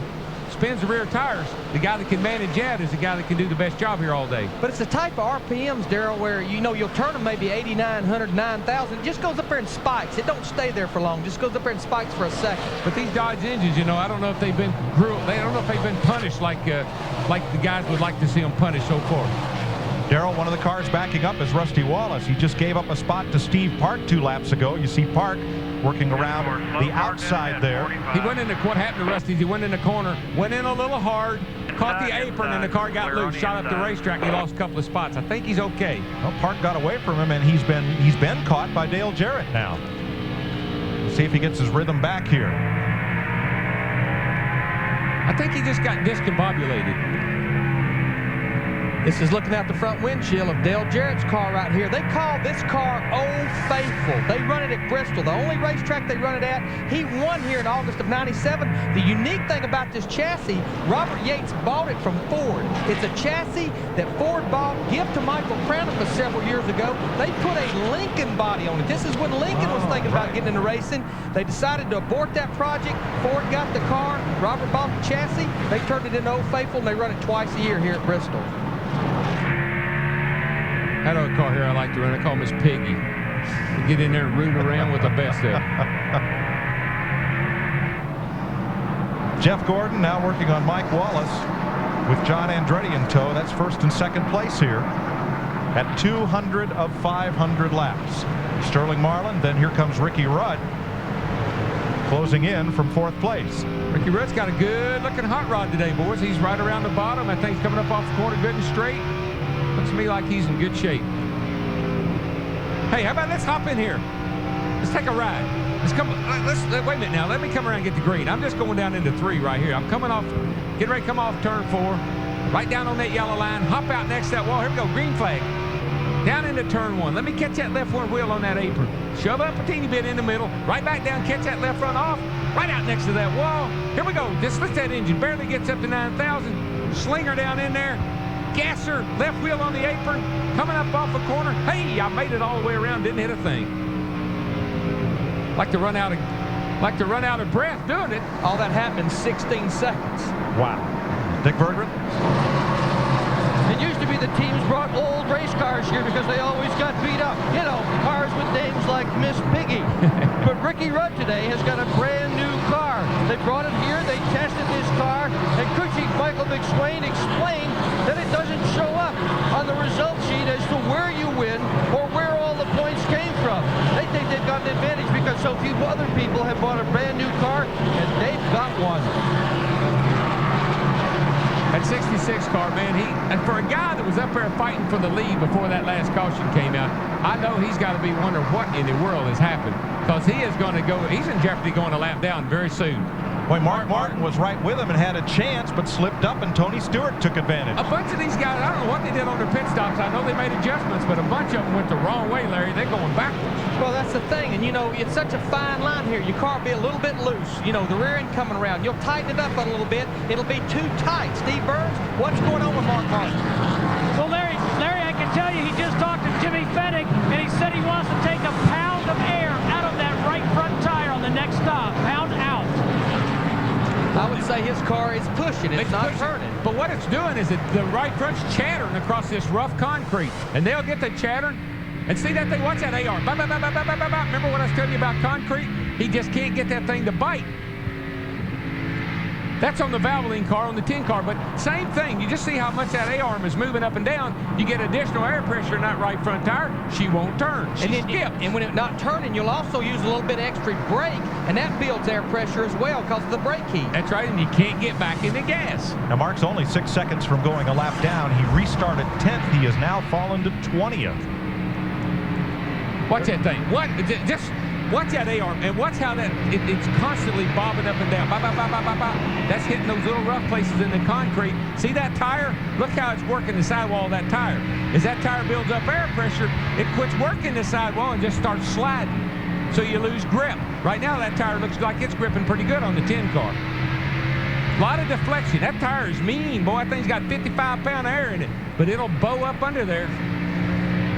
If you were to walk this racetrack or drive around it with a street car, it'd appear smooth, but not at these speeds. You know, we talk a lot about shock travel. This is a shock right here that's going up and down, and how we monitor how much that shock travel is. You see that little bitty indicator right there. After a practice, we'll measure that, and that tells us how much shock travel. There's the little thing right there. After he goes out and run, we'll see how much that thing travels. See how much it travels down in the corner and then comes apart on the straightaway? You'll get as much as about 2.5 inches of shock travel on the right front here down in the corner. And as it goes up, that's a rebound. As it goes down, that's compression. Jeff Gordon has now opened up 0.3 of a second on John Andretti, and that's a big lead here at Bristol. Sterling Marlin, Ricky Rudd, and Steve Park are the top 5. We'll be right back to Bristol with more NASCAR on Fox. Back to the Food City 500 on Fox. We're closing in on halfway. 223 of 500 laps complete. Jeff Gordon now has been caught once again in traffic by John Andretti and Sterling Marlin. Now Kevin Harvick, remember, restarted way at the back of the field, has climbed his way back up to 15th place in that number 29. Steve Burns has more. Mike, Richard Childress asked Kevin Harvick a while back to check the voltage meter. Asked him when it read. He said, to be honest with you, I forgot to look. So far, everything's fine on that 29 car for Kevin Harvick. Let's look at Richard Childress, who owns the Kevin Harvick and Mike Skinner teams. I really don't think that that's a big problem, 12 volts. Like I say, you can cut off a couple of those big fans in there, mainly to the driver, and should make it just fine. Terry Labonte scoots past. Boy, Labonte's had a great day, but he's had to come from the back several times. He's climbed back up now to 15th position. I like Terry Labonte's car, and I know how hard that man is driving at about 80% right now. He wants to get to the finish. I bet you he's in the hunt before it's over with. Well, he's picked up 8 positions since the last restart. Dave Blaney getting overlapped, and the leader's catching up to Mike Skinner. You know, we're almost halfway, though. Mike Skinner, he's in 29th position. We got 29 cars still on the lead lap, just about 22 laps shy of halfway. That's pretty unusual for Bristol to have that many cars on the lead lap that near halfway. But there's about 10 that are sitting here just waiting to go a lap down if we don't get one of those cautions, because, man, the leaders are just not too far behind several of these cars. 44, 15, the 31's right there. And it's not all that far up here to Mark Martin. And there's only 3 cars in the garage area, Nemechek, Schrader, and Kurt Busch. Old conveyor belt's still full, still going around.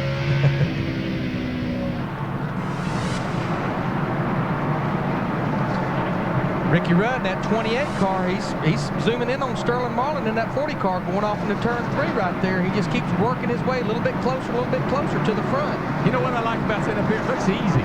I like it up here, man. I mean, I done run almost half the race, and I don't have a real, I ain't sweating or anything. I feel really, it's really easy. Oh, you don't have any donuts on you? Your fender's not pushed in? No, look, my car's driving good. I hadn't hit anything. It's kind of fun. From the Lowe's onboard camera of Mike Skinner, that is the race leader right behind him. Mike Skinner, if there's one person at this racetrack, a lot of cars, a lot of teams want the caution, but he's wanting to hear so much. Caution's out, caution's out. He'd love to hear that here right now, along with about 10 other cars. Yeah, he's fishtailing up off turn 2 over there. He will not get out of Gordon's way. Gordon's going to have to work around him. He's going to make him work for it. But the way his car's coming off the corner loose, not much of a fight. Skinner fighting hard to stay on the lead lap. John Andretti in that 43 car, though. Jeff Gordon opens that door. Andretti wants to go through it. Sterling Marlin in the 40 car, he wants to get through there too before that door slams shut. Kyle Petty in the 45, he's back on pit road as well. And Skinner knows that, you know, maybe if I can just hang close, if I can just hang in here, maybe I'll get a caution. These guys will slow down. I can still get that lap back. They cut underneath Rick Mast, and then they'll pull up on a group that includes Kenny Wallace, Michael Waltrip, and Buckshot Jones. Steve Park, he's done moved up there into that top 5 as well, right on these guys while they was trying to get by Mike Skinner. Steve Park in the 1 car right there. The leaders work heavy lap traffic. We're just 14 laps from halfway. Here at Bristol Motor Speedway, Ricky Rudd trying to battle Steve Park for 4th. Can't hold him off. Park makes the pass. Woo. Park's steamy. Good on them old tires. Jeff Gordon, your leader. John Andretti, Sterling Marlin, Steve Park, and Ricky Rudd are the front 5 at Bristol. You're watching NASCAR on Fox. You're going to believe this. Watch this. Team cars. Jeff Burton hit the wall, and Mark Martin piled into him. Dick Berggren, pit stops. Jeff Gordon is in. They will adjust the car with tire pressure. He has reported he is a little bit tight in the middle and a little bit loose when they pick up the gas. Right now, the right side tires are already on. Boom! They are basically done to match. Archie Kennedy drops the jack on John Andretti's 43 car. 4 tires, no adjustments for the 2nd straight stop for John Andretti. He was pretty happy with the car. It's just that the 24 was a tick better. Sterling Marlin came in, they changed 4 tires. He said the car felt like it was vibrating a little bit. However, the tires were coming into him as that run got longer. They also made an air pressure adjustment. Billy Cyrus just stopped by to swap heads with Darrell Waltrip, but it's become an achy, breaky day for pole sitter Mark Martin. And the hits just keep on coming. Wow. That car got Bristol stomped. Jeff Burton hit the wall and came off right into Martin's path. And these 2 guys, I mean, you know, Mark was very optimistic. Thought he had a great car. Air cleaner too. And they will try to fix it. Yeah, I'm not sure what happened to Burton. He just come off turn 4 and slapped the outside fence hard, I mean, and then just bounced right out in front of Mark Martin, who had nowhere to go. There's all the work going on Mark Martin's car to try to get him back on track. There are only 3 cars off track right now Kyle Petty, Joe Nemechek, and Kurt Busch. We come off turn 4. Bert, something happened to that car. It had a right front tire down. Right front tire went down. He just down went straight and lit. Oh, man, that hurts when you hit that hard. Off of that corner, straight into that fence. And Mark Martin had nowhere to go. Nowhere. Steve Burns. Mike, the crew's working furiously trying to pull the sheet metal off the front end of this number 6 car, Mark Martin. Jeff Burton has just stopped by, but it has pushed it severely to the front. We're going to find out if the suspension parts were damaged. We'll see if we can get a word with Jeff Burton as he walks by.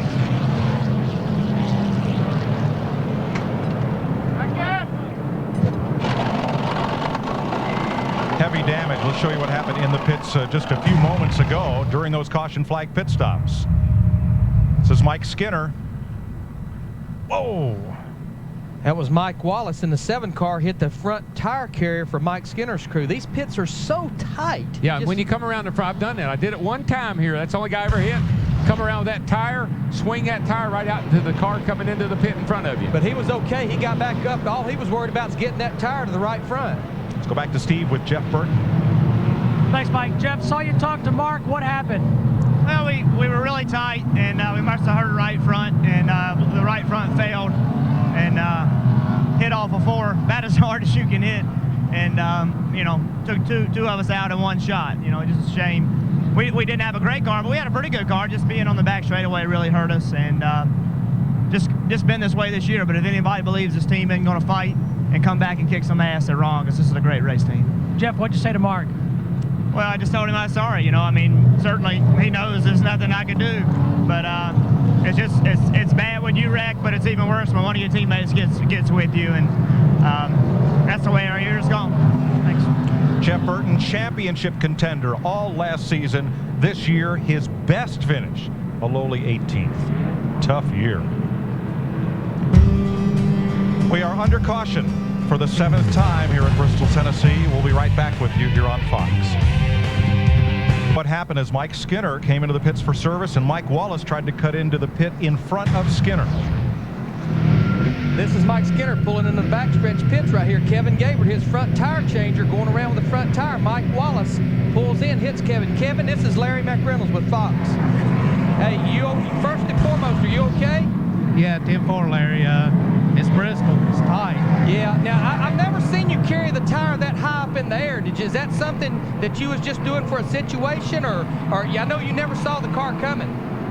Well, it's tight here, so I kind of checked up, tried to pull the tire up a little bit, but it's just too close. Well, the main thing, you're okay, buddy. Y'all go get them. All right, we're back racing now. Jeff Gordon got away on the restart. John Andretti now clears his lapped teammate, Buckshot Jones. Then it's Steve Parks, Sterling Marlin, Ricky Rudd, Dale Jarrett, Bobby Labonte. This is tense time right here on these restarts. Got slow cars down the inside, fast cars up on the outside. Some cars are tight, some cars are loose, pushing up, sliding down. This is Bristol at its finest right here, folks. And everybody on new tires. Everybody quick for a while. Some of those changes that some of these guys made earlier, I bet they undone. Maybe we'll see some of these guys get back up toward the front that were up there earlier.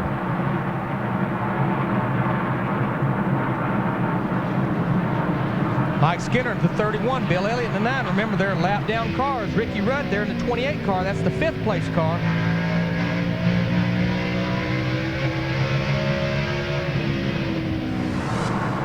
We still just got this old 24 car. We just still got it on medium right now. We ain't turned it all the way up yet. You know, and you would ask, why would lap down cars race these guys so hard? Well, one, you'd like to be able to get your lap back, but when you get this many cars a lap down, it could be the difference in 10 positions at the end of the race, finishing in front of a car that's a lap down with you. We just keep fishing, hoping that you can get in line somewhere, get into a rhythm, and that you can stay with the flow, because as we said, you get pushed up, buddy, you're in trouble. Last car on the lead lap is Michael Waltrip. You watch from his Napa onboard camera. There's right now a lane and a half. Cars can get up on the outside. They just need about another half a lane, and you could really pass a lot of cars. Terry Labonte continues to pass cars on the high side, but every now and then he gets up too high, gets in the loose stuff, can't hold it. Jeff Gordon out in front. Now remember, he started back in 15th position, and it is very rare at Bristol that a driver who starts out of the top 10 ends up in victory lane. Gordon trying to do just that today. Gordon, Andretti, and there's the gap back to third place, Steve Park. That caution that time really saved a bunch of guys, kept them in this race, kept them going a lap down. But the way Gordon's running, of course, he's being pushed pretty good by John Andretti, so he can't just sit out there and cruise. He's got to keep the pace up.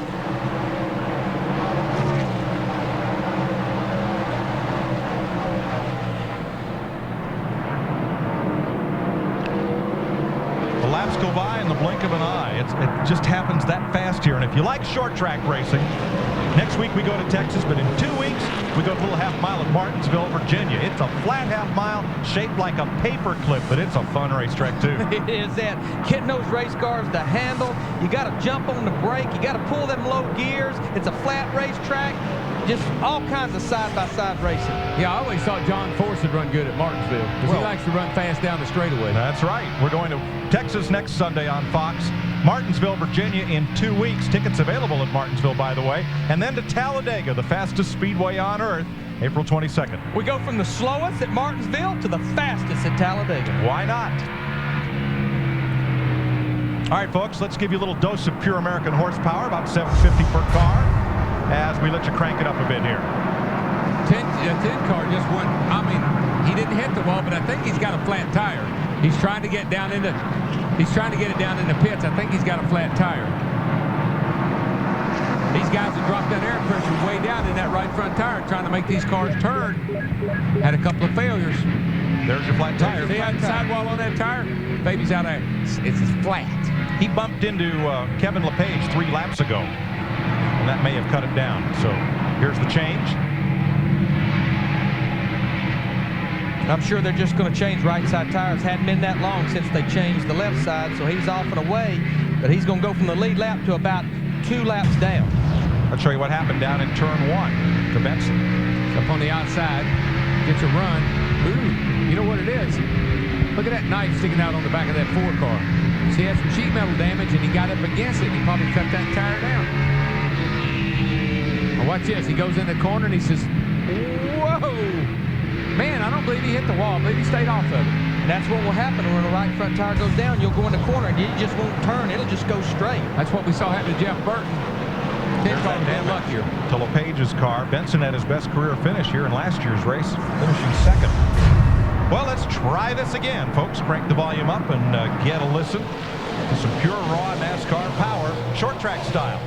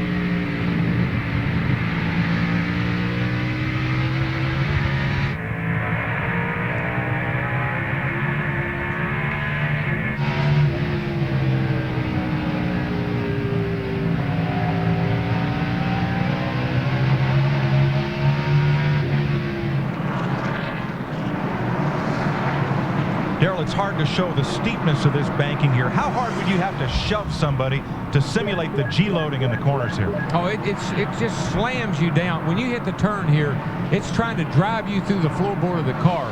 It is such a... It's like having a couple of 100 pounds of extra weight on your shoulders, pushing down on you.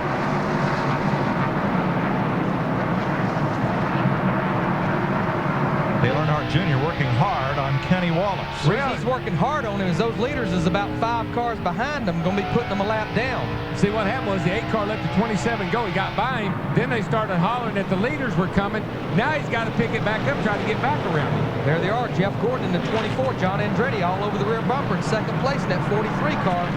These guys trying to race each other, but trying to stay on the lead lap here with just a little over 200 laps to go.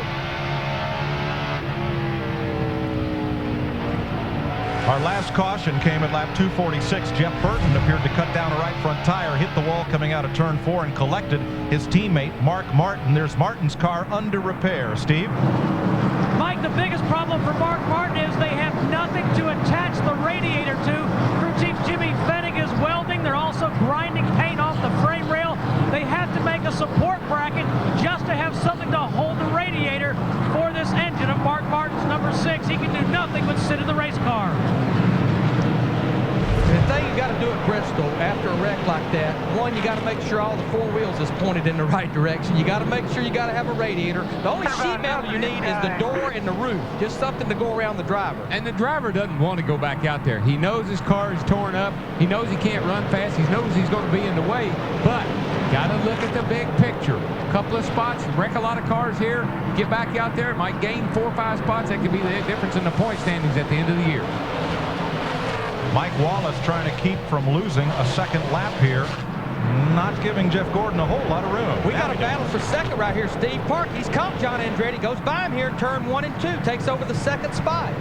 These guys are driving smart, these front guys are. Do you see how John just slid up the hill, let Park go by, falls right back in behind him. No harm, everybody continues on. All that a consequence of trying to lap past Mike Wallace, and now Park sets off after race leader Jeff Gordon. But we do have a minimum speed, don't forget, for these wrecked cars. 287 laps complete out of the 500 they'll run today at Bristol. This is NASCAR on Fox. Country. Bristol Motor Speedway stadium-style racing as Steve Park takes the lead from Jeff Gordon.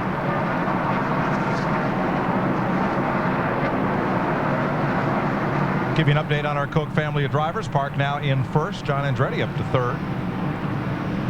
Ricky Ruddale, Jarrett Bobby Labonte. And on back through Kyle Petty, whose car is behind the wall.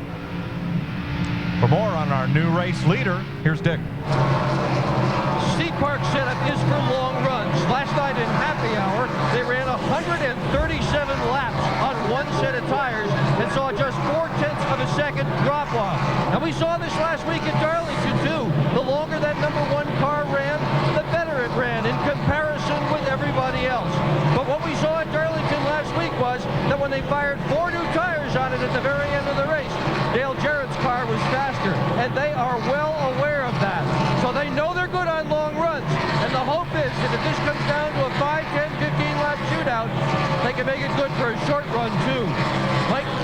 Boy, since the middle of that season, that's been one of 2 contenders, Sterling Marlin the other, for most improved team. And Darrell, I want to try to explain this to the fans out there. Long runs, short runs. What do they mean? You know, how do you have a difference there? It could be that Steve Park and them are running maybe a little lower air pressure of the tires. It takes a little longer for the tires to go in. Another thing sometimes that makes a car good on a long run is a higher gear ratio. It don't buzz those rear tires late in the run. But you've seen that. I know for a lot of time you'd have a car be good for short runs, a car be good for long runs. Well, I believe when you got a car that's good on the long run, the tire guy can make the difference. You know it's good on the long run. Can you do something for me if we get one of those late cautions, like add a little extra air to my tires?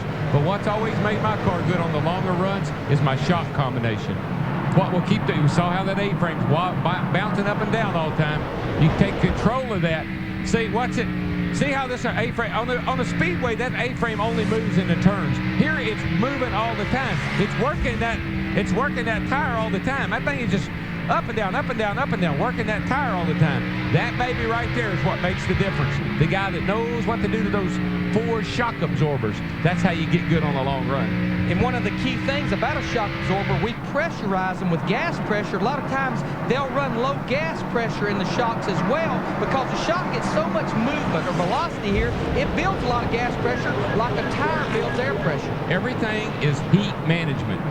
Tires, shocks, everything. Driver, motor, you got to manage the heat. Steve Park, our leader, Darrell, in what's a very untraditional Bristol race. Now, Park started 17th.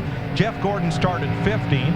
And only one out of every 8 races here has been won from outside the top 10 starting spots. Well, we've had a lot of long green flag racing, too. Well, I tell you, why don't we just take a break? These guys have got to be getting tired. I know I am. We'll be right back to Bristol with more NASCAR on Fox. Routes and dealers who invite you to come see what's different.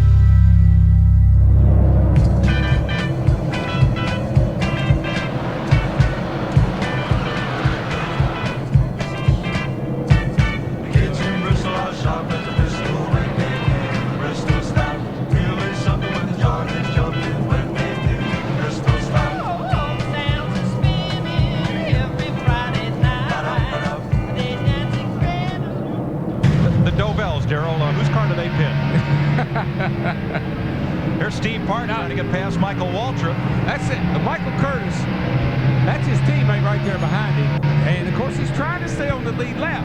But I got to tell you something, bro. If I was driving that one car, I don't know if I'd have been near as patient as his teammate was. Because he held him up there for about 10 laps, let everybody catch up with him, and surprised me that he did that. What do you mean surprised, Darrell? I remember one time we won a race up here and you spun your brother down in turn 2. Got to go, man. I know it was time to go. He was holding you up, but Got you them didn't do leaders. it. I saw it. Got those leaders breathing down my back, buddy. I know you're my teammate. I know you're my brother, but I got to go, man. So much for nepotism. That car that Michael's driving, the 15 car, Steve Park's kind of used to that car. That's the car that Steve drove here both races last year and actually sat on the pole a year ago. Then they give this car to the new race team that Michael's driving for, built this car for Steve earlier in the year. Well, you crewed Mike Skinner last year. Didn't he once say he'd spin his grandmother out to win a race? To win a race. When you'd been 140-something races, you kind of get to that point. Well, leading a race is, you just got to keep up your rhythm. You got to keep your pace. You saw that Park run up on the 8 car, the other DEI car. Dale Jr. rode up the hill, let him go.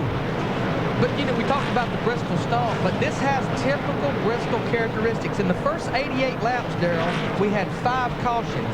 Since then, now here on lap 323, we've only had 2. Everybody finally figured out we wasn't getting a whole lot done spinning each other out. No, well, you get enough cars, get a few cars knocked off the track, spin them, get wrecked, and they go in the garage, get a little more room to race. Plus, let me tell you something.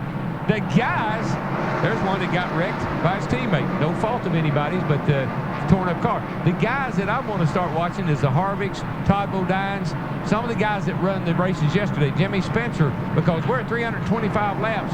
Without many cautions, 250 laps yesterday, 500 laps today, they'll have to help them out of the cars. Kevin Harvick here in the 29 car, got to remember, way back when he was leading a race, he had that fender problem and got jumped back all the way to 38 by having to come back in. And here, 320-something laps later, he has only worked his way back to 11. So hard to get back to the front at Bristol. Yeah, Terry Labonte's had the problem in the area of pitting on the backstretch. Each time he's had to pit under caution, he's lost 5 or 6 spots. And even though he's had a very good car, that put him back into the clutches of the leaders here. And I feel like they maybe went wrong on some adjustments because he had a good race car. Now, here, just a few laps, he's actually went a lap down. Yeah, and I liked this car before this last caution, but the car just is not hooking up like it had been earlier. Ricky Rudd, the 5th place car. And he is up there riding around out of harm's way. He's just trying to stay out of trouble till they get another caution, make another pit stop, put it back like it was, boys. Tony Stewart's just gone a lap down, and now in front of Steve Park is the 4, Kevin LePage, the driver. That team based in nearby Abingdon, Virginia. Beautiful town to visit. Larry McClure's got a racing museum there that you can go see some of their great race cars of the past. But Kevin LePage has hopped in this ride after a week of legal wrangling. Robbie Gordon is now out of that car. His 5-year contract has been dissolved with the Morgan McClure team, and Kevin LePage is his replacement for at least this race. 5 races must have seemed like 5 years to somebody. Again, they had a long contract, but in this business, as important as it is to get along, if you're getting along, it's hard to beat these people. If you're not getting along, you're not going to beat these people. Oh, no. If you're not happy at 5 races into the season, they did the right thing. Let's straighten it out now. LePage, pitting in the backstretch and taking a provisional start, has done a good job of staying on the lead lap all day, but Steve Park is coming hard. Jeff? One thing I wanted to bring into play here is as we get out toward the latter part of the race here, now we got 167 laps to go. Pit strategy and pit stops are going to be very important. Who pulls the trigger first, how they get on off pit road, could have a big outcome of who wins this race today. But Jeff, as these guys get up to around 150 or 160 laps on their tire, you know no matter how good of a green flag look it has, something's going to happen. I'm a big believer in short pitting, but at Bristol, I want to stay out there as long as I can because you know any second. In fact, a good sign that a caution's going to come is for me being the crew chief and the hit pit road and the caution come out. I'll agree with that. And the other thing is, Junior Johnson used to tell me, boy, you don't come into the last time you either run out of gas or you run out of tires. The 66 car got into trouble right there off, looked like off of turn 2. And caution is out for debris up in turn number 2. I think that came off the 66 car. And there it is, the caution right there. Somebody talking about coming to pit road, the caution goes out. I've been coming here for a long time, and I can't remember the last time I had to make a green flag pit stop at Bristol. I know y'all worry about it all the time, but as a driver, I'm saying I don't know why y'all are talking about this. Hard to believe, Darrell, but there was a caution-free race here. In the summer of 1971, Charlie Glotzbach won it, the only caution-free race at Bristol. He's probably driving Junior Johnson's car, too. Junior was a master at getting a car for here. Piece of underbody metal support out there in the corner that they'll pick up. That's a crash bar. Not nearly big enough for here, but that's what that is. You need about 1 3/4 inches. That's right. For here. Need to make one a little bigger next time, guys. Looks pretty crashed, all right. And pit road will open this time. That was great timing for Kevin LePage. He was able to stay on the lead lap. We just had a close call there coming on pit road. Bill Elliott, the 9 car, he had the leaders blocked in, Dick Bergman. Steve Park is just at the very last second called for an adjustment of the front tires. They had to run literally with a tire pressure unit to get that amount of air in there. 24 also in. They had talked about a 2-tire change on the 24. Let's go to that. Park is done already. John Andretti down and away. No adjustments on the 43 car. He says the car is still loose on entry, but they're afraid to make some adjustments. To Jeannie. Jeremy Mayfield been pretty pleased with his car all day. Just going to take 4 tires and the tire change, the front tire changer. Jeffrey Baker actually out here today with a bit of a heavy heart. His grandma passed away just this past week. He's hoping to get a victory from her. Steve? Jeannie, Sterling Marlin came in. The 40 car came in, changed 4 tires. Just an air pressure adjustment. Sterling still complaining that the car is tight from the center off. He did a great job getting out of the pit. Sterling did, that is. Boy, that 43 bunches, I mean, they are spot on today, boys. The 43 car, yeah, they're having great pit stops, and again, these pits are so tight. I talked about it earlier. He has an opening in front of him because that's where the 36 car's pitting, and now he's leading the race after a good pit stop. Well, this changes everything. We got a bunch of cars that, the crew, look at them. They are excited about getting that car. How do they do that? I mean, they have not been known to make 14, 15-second pit stop. This week, they're right there. Look at that. You know when it feels good. You know when that pit stop feels good and you beat your guys, them competitors out. Caution out at Bristol for the 8th time today. We'll be right back. Sterling Marlin has gone to the front. It's Marlin, John Andretti, Steve Park, Jeff Gordon, Rusty Wallace. Still 19 cars on the lead lap. Boy, you might want to wake up early. Fleet change. John Andretti to the front. There he went. Was right behind these guys. Whoa, me. You do not even want to look back.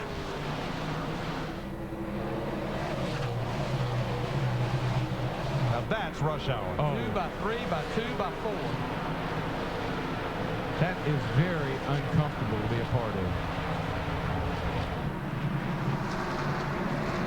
Some of these cars, lead lap cars, some of them a lap down. Yes, I used to drive and say, who do I need to race? I said, man, you got to race everybody. Trouble, down the back, 66. Oh, Mike Wallace takes a hard hit to the inside wall. Caution out. I don't know if the leader's got it. We'll know here in a second. Bill Elliott, he goes all the way to the apron. They've talked to him, the 7 car, trying to get that lap back. He's not going to be able to do it. Yeah, he is. Yeah, he is. And Tony Stewart, Buckshot Jones, 3 cars get their lap back. Well, you got to read 2 Dodges. He had to let those 2 Dodges go. In the process, he had to let Tony Stewart go.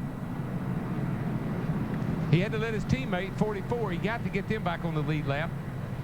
Had to get Bill, that's a Dodge. That's the politics, baby. Now Mike Wallace has taken his car to the garage. We'll show you what happened down the back straightaway. They get together over here off of 2. He and Todd Bodine? Todd got loose, got sideways, hit the 7, knocked him down in the inside, but Todd didn't get a whole lot of damage out of that. Saw Kevin LePage in that 4 car locking it up. He all but was in it. He got some damage. Another look. See, watch the 66 right here. He gets sideways. He gets fishtailing a little bit. Gets that old hospital wobble in her. Here she comes back the other way. Gets into the 7. 4 car says, I'll help you, buddy. I'll straighten you up. Turned him around. 7 hard into the inside wall. Looked like what happened, though. The 7 checked up because of the 66, and the 4 car, Kevin LePage, got into him. Now watch this. There's a Dodge. Now the rule is they're down on the apron. They just went by the 7 car. Really dangerous. Here's another Dodge back here, and Tony Stewart's in there with them. Teammate, got to get him back. Tony Stewart was a real benefactor. I don't think that's who John Andretti was trying to let back on the lead lap. Nope. But that's okay.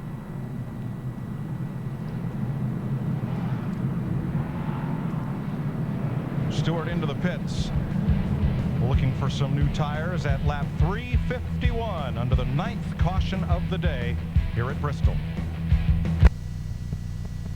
From the 9th caution of the day, John Andretti's our leader from Sterling Marlin and Jeff Gordon. Todd Bodine spinning, collecting Mike Wallace has put us under caution for the 9th time. Hey, DJ, this is DW up in the booth. Bud, you got a copy? Yeah, DW, I got you. How's that old Bristol setup working out for you today, Bud? It's pretty good. I'm a little bit tight on new tires in the center of the corner, and that hurts me a little bit. They get away from me, but I need for this thing to go green for a long time, and I think we'll have a chance. Car looks good from up here. I've been watching you steadily. You're kind of holding you on. Good luck, and watch out for those cars in front of you. Thanks a lot. Appreciate the help.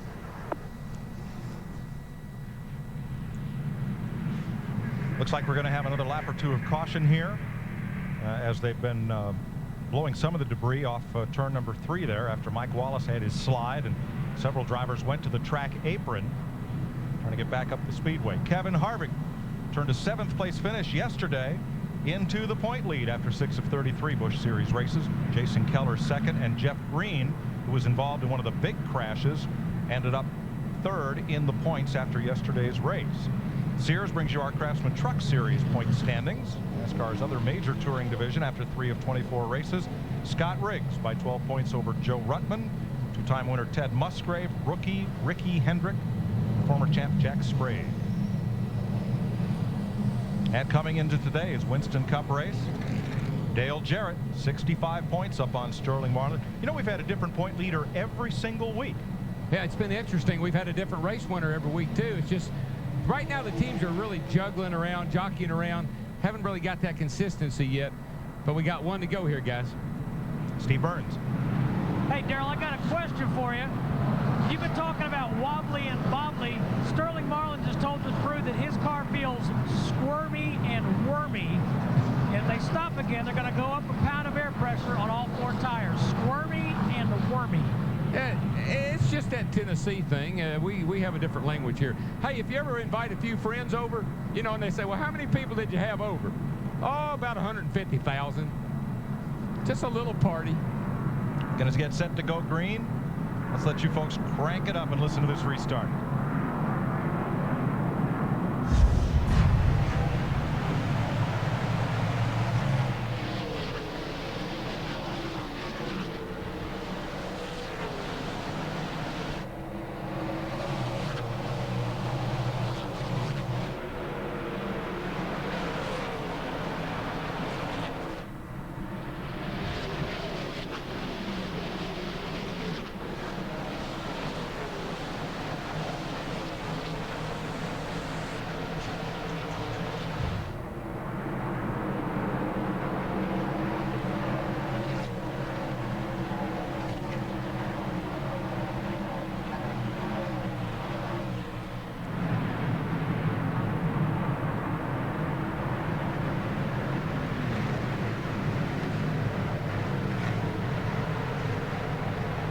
Well, Sterling Marlin did not get the best of restarts that time. No, and these guys there, that Dale Jr. and Skinner, I mean, they got to try as hard as they can right now, because the 93 car sitting out here, he's sitting in good shape to get a lap back.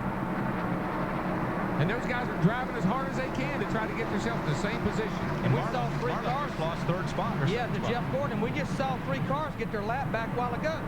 Here's Kevin Harvick. He's done worked his way up into the 8th position, running in front of Ricky Rudd in the 28, Dale Jarrett in the 88. There's another guy having a good run, Bobby Hamilton in the 55 car. Boy, he really is. We hadn't said a word about him, but he's been quietly in the top 10 the whole time. Second week in a row for Hamilton. Just quietly by this time. Car really looks good on the bottom off the exit of the corner. That's the 55 of Hamilton. Next weekend, the wide open spaces, the 1.5 miles at Texas Motor Speedway. Beautiful facility, wide open racing. We'll be there Saturday and Sunday on Fox. That's the state where bigger's better, isn't it? Racing wider's better, but then Texas bigger's better. You don't reckon Hammond's going to go out there and do a rodeo or two, do you? Oh, man, they got sprint car races out there. He'll be doing something he ain't supposed to be doing. What do you mean am I supposed to be doing? I knew he'd be around. Huh? I thought you wasn't listening. I've been paying a lot of attention. Hey, I'd like to add to what you said about Bobby Hamilton. I've worked with that guy up here. He's a good old race car driver. And believe it or not, Darrell, he likes the same kind of setups that you do here at Bristol. And he's also a graduate of the Nashville, Tennessee area. Yes, he is. Some of us have what we call the Bristol setup. We don't elaborate because we don't want anybody to know what that is. When it works, it really works well. I shared that with Bobby because he's a homeboy, and Sterling must have found out what it was too. All 3 former track champions down at Nashville. For more, here's Jeannie. Well, guys, you're talking about Bobby Hamilton. This is the car that took him to a 9th place finish last weekend in Darlington. Bobby says, I love this car. We just keep getting good finishes in this one, so why shouldn't we use it? We figure we'll drive it until the doors fall off. That's what his crew chief, Jimmy Ellis, reminded him of, Bobby. The doors probably will fall off at Bristol, guys. That's exactly right. They won't fall off. They get knocked off. But that's what you do. You find a car you like, just run it until there's nothing left. Tell you a fellow who doesn't like his car much right now, that's Steve Park. Oh, got to have a happy car. Yep. And I think his car's unhappy because his tires are unhappy. Well, he lost the 4th position to Rusty Wallace. One of the reasons was Mike Skinner, the 31. Again, trying to stay up there close enough to get that lap back. Steve Park got trapped behind him. Rusty Wallace dove to the inside. And here comes Rusty back up on Mike Skinner right now, trying to Trouble, get turn 4. Jerry Nadeau takes a spin. Everybody's going to get past him. We may stay green on this one. No, caution is out. Come on here. Come on, guys. Get that lap back. Now, see, that's why Dale Jr. stayed up on that wheel. Skinner kind of fell back. He got a lap back. And the 93 of Dave Blaney. And Blaney got a lap back. Both those guys were right there they were in contact with the lead long enough that when that caution came out. Just in the last 2 cautions, we've got a total of 5 cars that's got their lap back on the lead lap. That just means they got to start further back on the restart.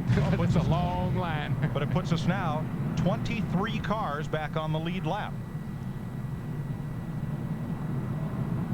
Jerry Nadeau right in front of Brett Bodine going around. It seems to me like it. I saw him do that on about the 3rd or 4th lap of the race.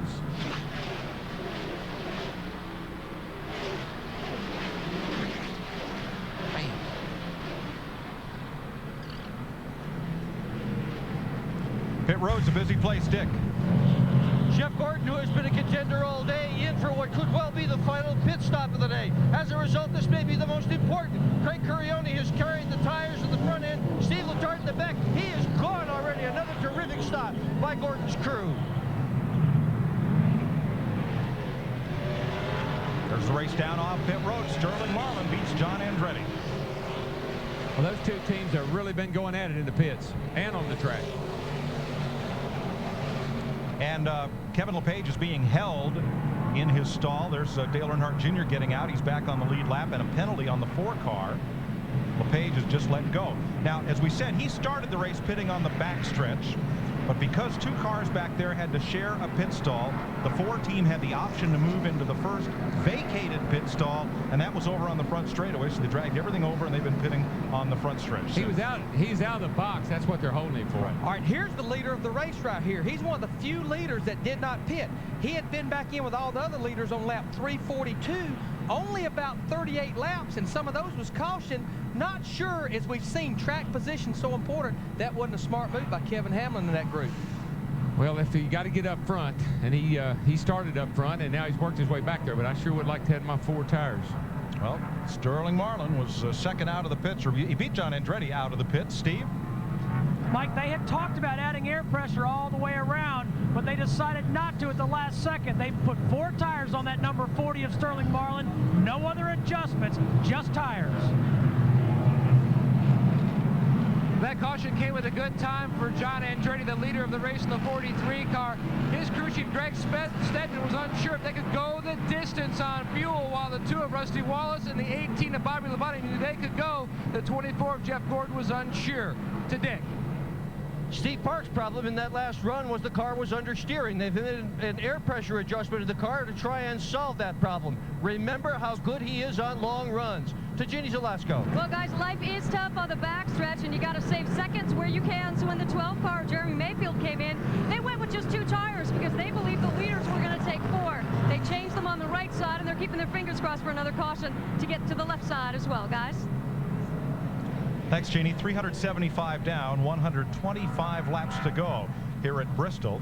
And despite all the wreckage, only 4 cars, make that 5 cars, are behind the wall. The rest are back out there wounded but running, and we'll be right back. Get it in the back of Mike Skinner right here and bottle up. Skinner was holding up Sadler in turn 3, and Elliott just moved him up out of the way. Casey Atwood right in the middle of all that. But Tony Stewart and Ellie Sadler did not pit as well, and Warren Burton in that 22 car took on 2 tires only. That's the best friend that Kevin Harvick has got right now. So it's mid-pack for John Andretti and Sterling Marlin, who trouble over on the back. Well, straighten it out. Kevin, behind him, Blaney, Earnhardt Jr., Nadeau, and Busch. The caution is out. That's 3 strikes on Nadeau. I believe he ought to be out. Here comes Terry Labonte and Jimmy Spencer. Johnny Benson. Here comes Skinner. They're all going to get a lap back from Kevin Harvick. Here comes Bill Elliott. And he won't get a lap back. Won't quite make it. He was way, way back. Same thing as earlier. Kevin Harvick's goal was to let Mike Skinner, his teammate, back, but 3 other cars benefit from it. Terry Labonte, Jimmy Spencer, and Johnny Benson.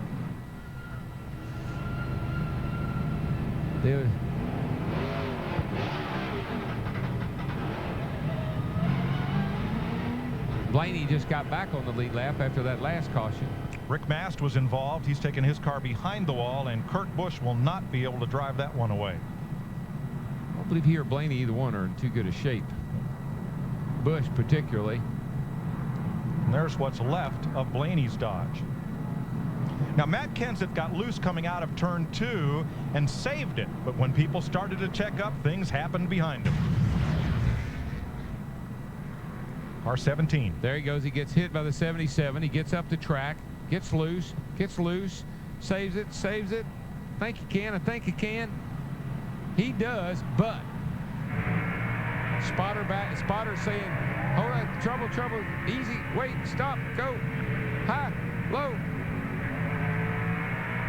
Dave Blaney was able to drive away. He's come back to his pit. Let's see one more angle of the contact and the slide by Kenseth. What a save.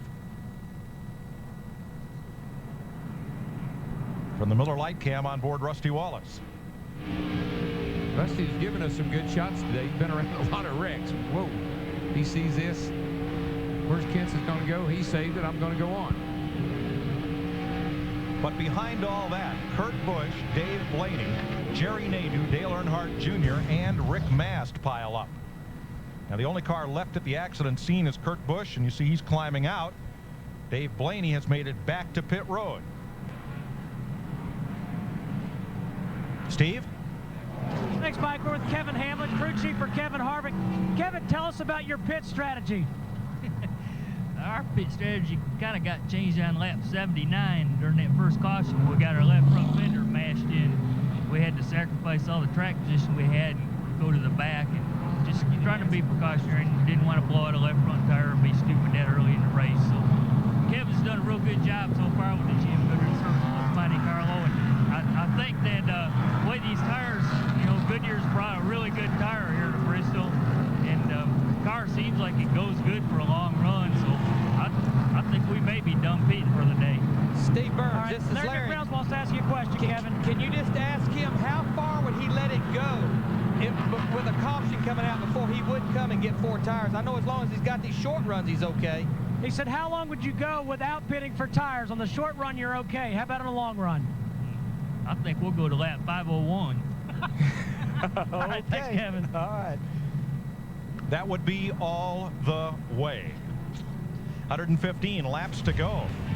Kevin Harvick out in front once again here at Bristol Motor Speedway. Wait. And welcome back to Bristol, Tennessee. Currently under caution, about 110 laps to go. Kevin Harvick, your leader. Elliott Sadler right behind him. We are with Jeff Hammond. Let's talk a little bit about the recent pit stops and certainly positioning on this track at this stage. Very, very critical. Absolutely, Chris. You can already see that right now, Kevin Hamlin and that Kevin Harvick crew realize track position is everything here at Bristol, so they're willing to take a chance on their tires and their car working good over the final 110 laps. Staying out front is the key here at Bristol, so they're going to let the rough side drag. All right, 9 leaders, 17 lead changes on 11 caution flags. Rusty Wallace, let's take a look at the pit stops. He's, of course, won this 9 times, the most of any active driver, and Rusty has won 3 of the last 4. Help us out here, Jeff. He's had, look, when he first came in, he had some trouble getting out, and it's been a little bit inconsistent. Very inconsistent. This is not like a Rusty Wallace crew. They're very good in the pits. Rob Pemberton does a very good job with these guys. I'm sure that they've been working on that race car as part of it, but there again, this pit road is very, very tight, and sometimes that can influence what goes on. Rusty Wallace currently 10th, as again Kevin Harvick your leader, followed by Elliott Sadler and Tony Stewart running 3rd. Yeah, the real problem these guys have had right here, the problem they've had is Harvick is in this pit, Rusty's in this pit, except for the last time when Harvick didn't pit, Rusty has been blocked in every time because he's been coming into pits before Harvick as he's been working his way from the rear. So the real problem is that pit right there. Real problem has been he's been blocked in every time. All right, we're getting set to go back to green this time with Harvick the leader, Elliott Sadler and Tony Stewart, who did not stop, 1st, 2nd, and 3rd. Steve? Excuse me, Matt Yoakum. The 8 car, Chris, of Dale Earnhardt Jr. sits behind the wall. He slapped the outside wall. He's pushed the rear end over, done some damage up in the front chassis area. His crew is doing some welding, trying to get that car back out for points, but a tough day for Dale Jr. Getting set for the restart. Now, Mike Skinner would be the tail car on the lead lap, the way scoring indicates right now, as Kevin Harvick leads them around. I don't know, and Mike, we're back to green. It's a little confusing on the 31 and 10. I thought they got laps back, but here's the update, Darrell. NASCAR ruled the caution flag was already out before he beat Kevin Harvick back to the line, so Skinner did not get back on the lead lap, we're told. Sure not going there.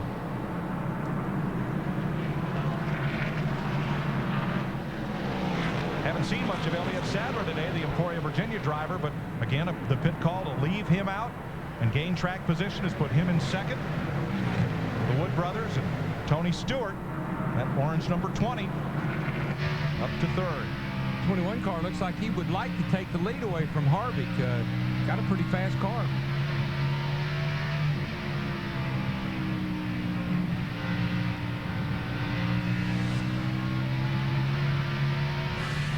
Look at where these drivers have gained positions in the top 5 after starting 30th or worse.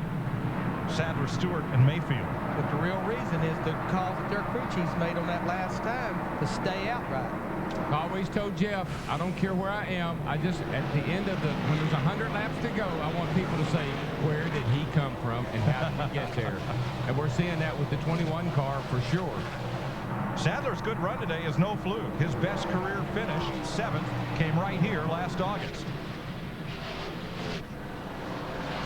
Well, that caution, you know, let a couple, 3 people get back in the race. So still a lot of cars on the lead lap. Now here's John Andretti. He's the 5th place car, but he's the first car that's out there that has 4 fresh tires. Remember, everybody in front of him, Ward Burton took 2 tires. Harvick, Sadler, and Stewart has no tires. So he's in 5th, and he's got 4 fresh tires. All the way up to the leaders. There's Kevin Harvick in the white 29. Remember, stayed out. Elliott Sadler stayed out as well. The car with him, LePage, is also 1 lap down the number 4. Well, I can appreciate, I like my TV time. I like to be out front. But, man, I'm going to tell you, some of these cats that come in, as soon as they clear traffic, they got 4 tires, and you've been out there 30, 40 laps. I don't know if that's going to pay off at the end or not. I know they did that with Dale Earnhardt here, and he won the race. Andretti 2.3 seconds off the lead. Here's Jeff Gordon trying to get past Mike Skinner. And again, Skinner, remember, is 1 lap down. And guess what? He's going to hold that cat up as long as he can, because why? His teammate is leading the race. And Gordon's in 7th. He's the 2nd car in line that has 4 fresh tires behind John Andretti. Now, there's people at home that say, they wouldn't do that, would they? Trust me, folks, been there, done that. And had it done to you. And had it done to you. This is racing. Gordon. All is fair in love and racing. Gordon gets inside Skinner and will clear him this time. But that's brought Sterling Marlin right up to Jeff Gordon. There's the 40 car of Marlin. Dale Jarrett, 88, he wants to go through that door as well, just like Rusty Wallace in the 2 car. They open the door, these guys want to go through it. Now Rusty Wallace right there with Jarrett. Then Ricky Rudd and Bobby Hamilton. Riding with Rusty. I really think Rusty hurt his car early on to some degree when he got that lick, that little brush in the left rear. Listen to his in car. That was a little harder a lick that we think they gave him credit for.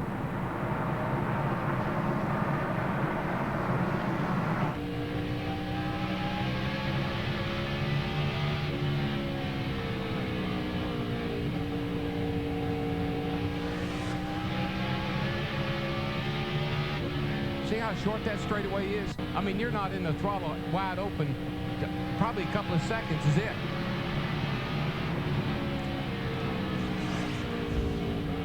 You're riding with Rusty on the right side of your screen, and you see Jarrett's gap. Jarrett's getting a better run off the corner. Rusty's driving in a little harder. Jarrett gets a nice jump up off the corner. That's the difference in gear selection. Clear all around.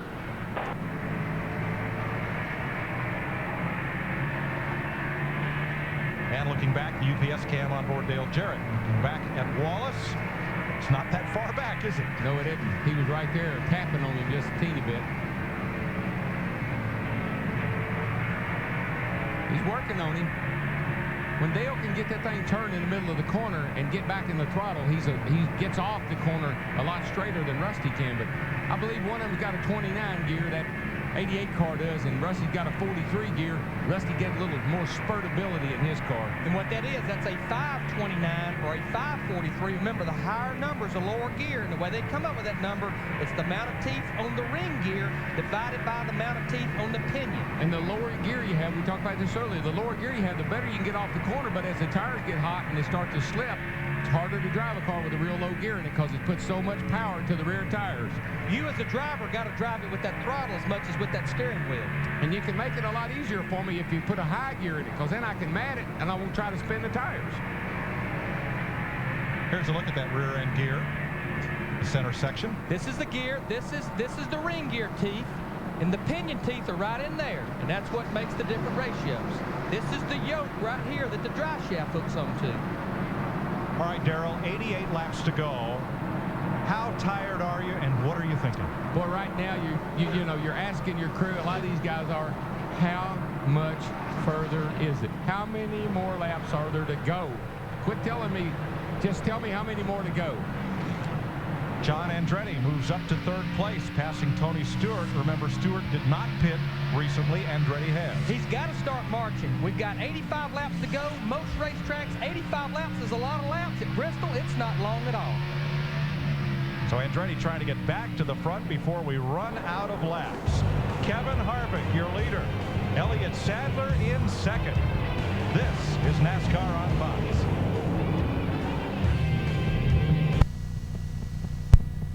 Pin the needle for bragging rights in the Busch Series. And next Sunday, Jarrett looks to grab his first checkered flag in Texas.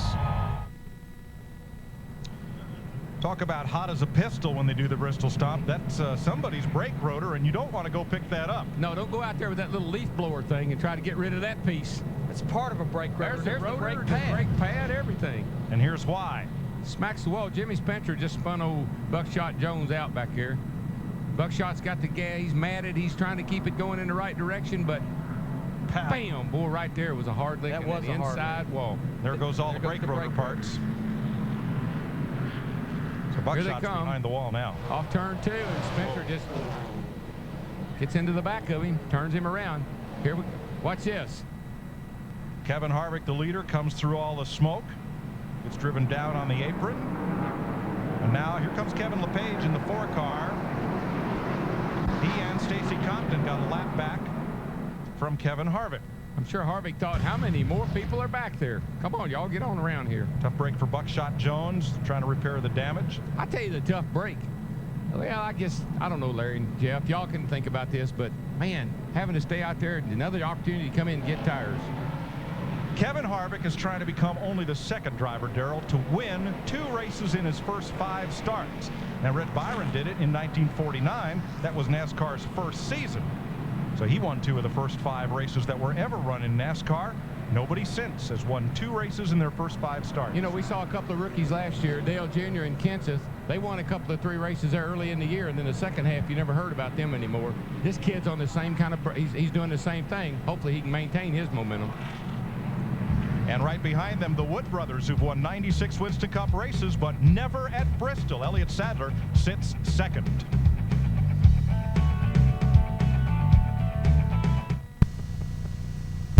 Bill Jarrett has given up his track position to get 4 tires, but he will restart 23rd. Way back there.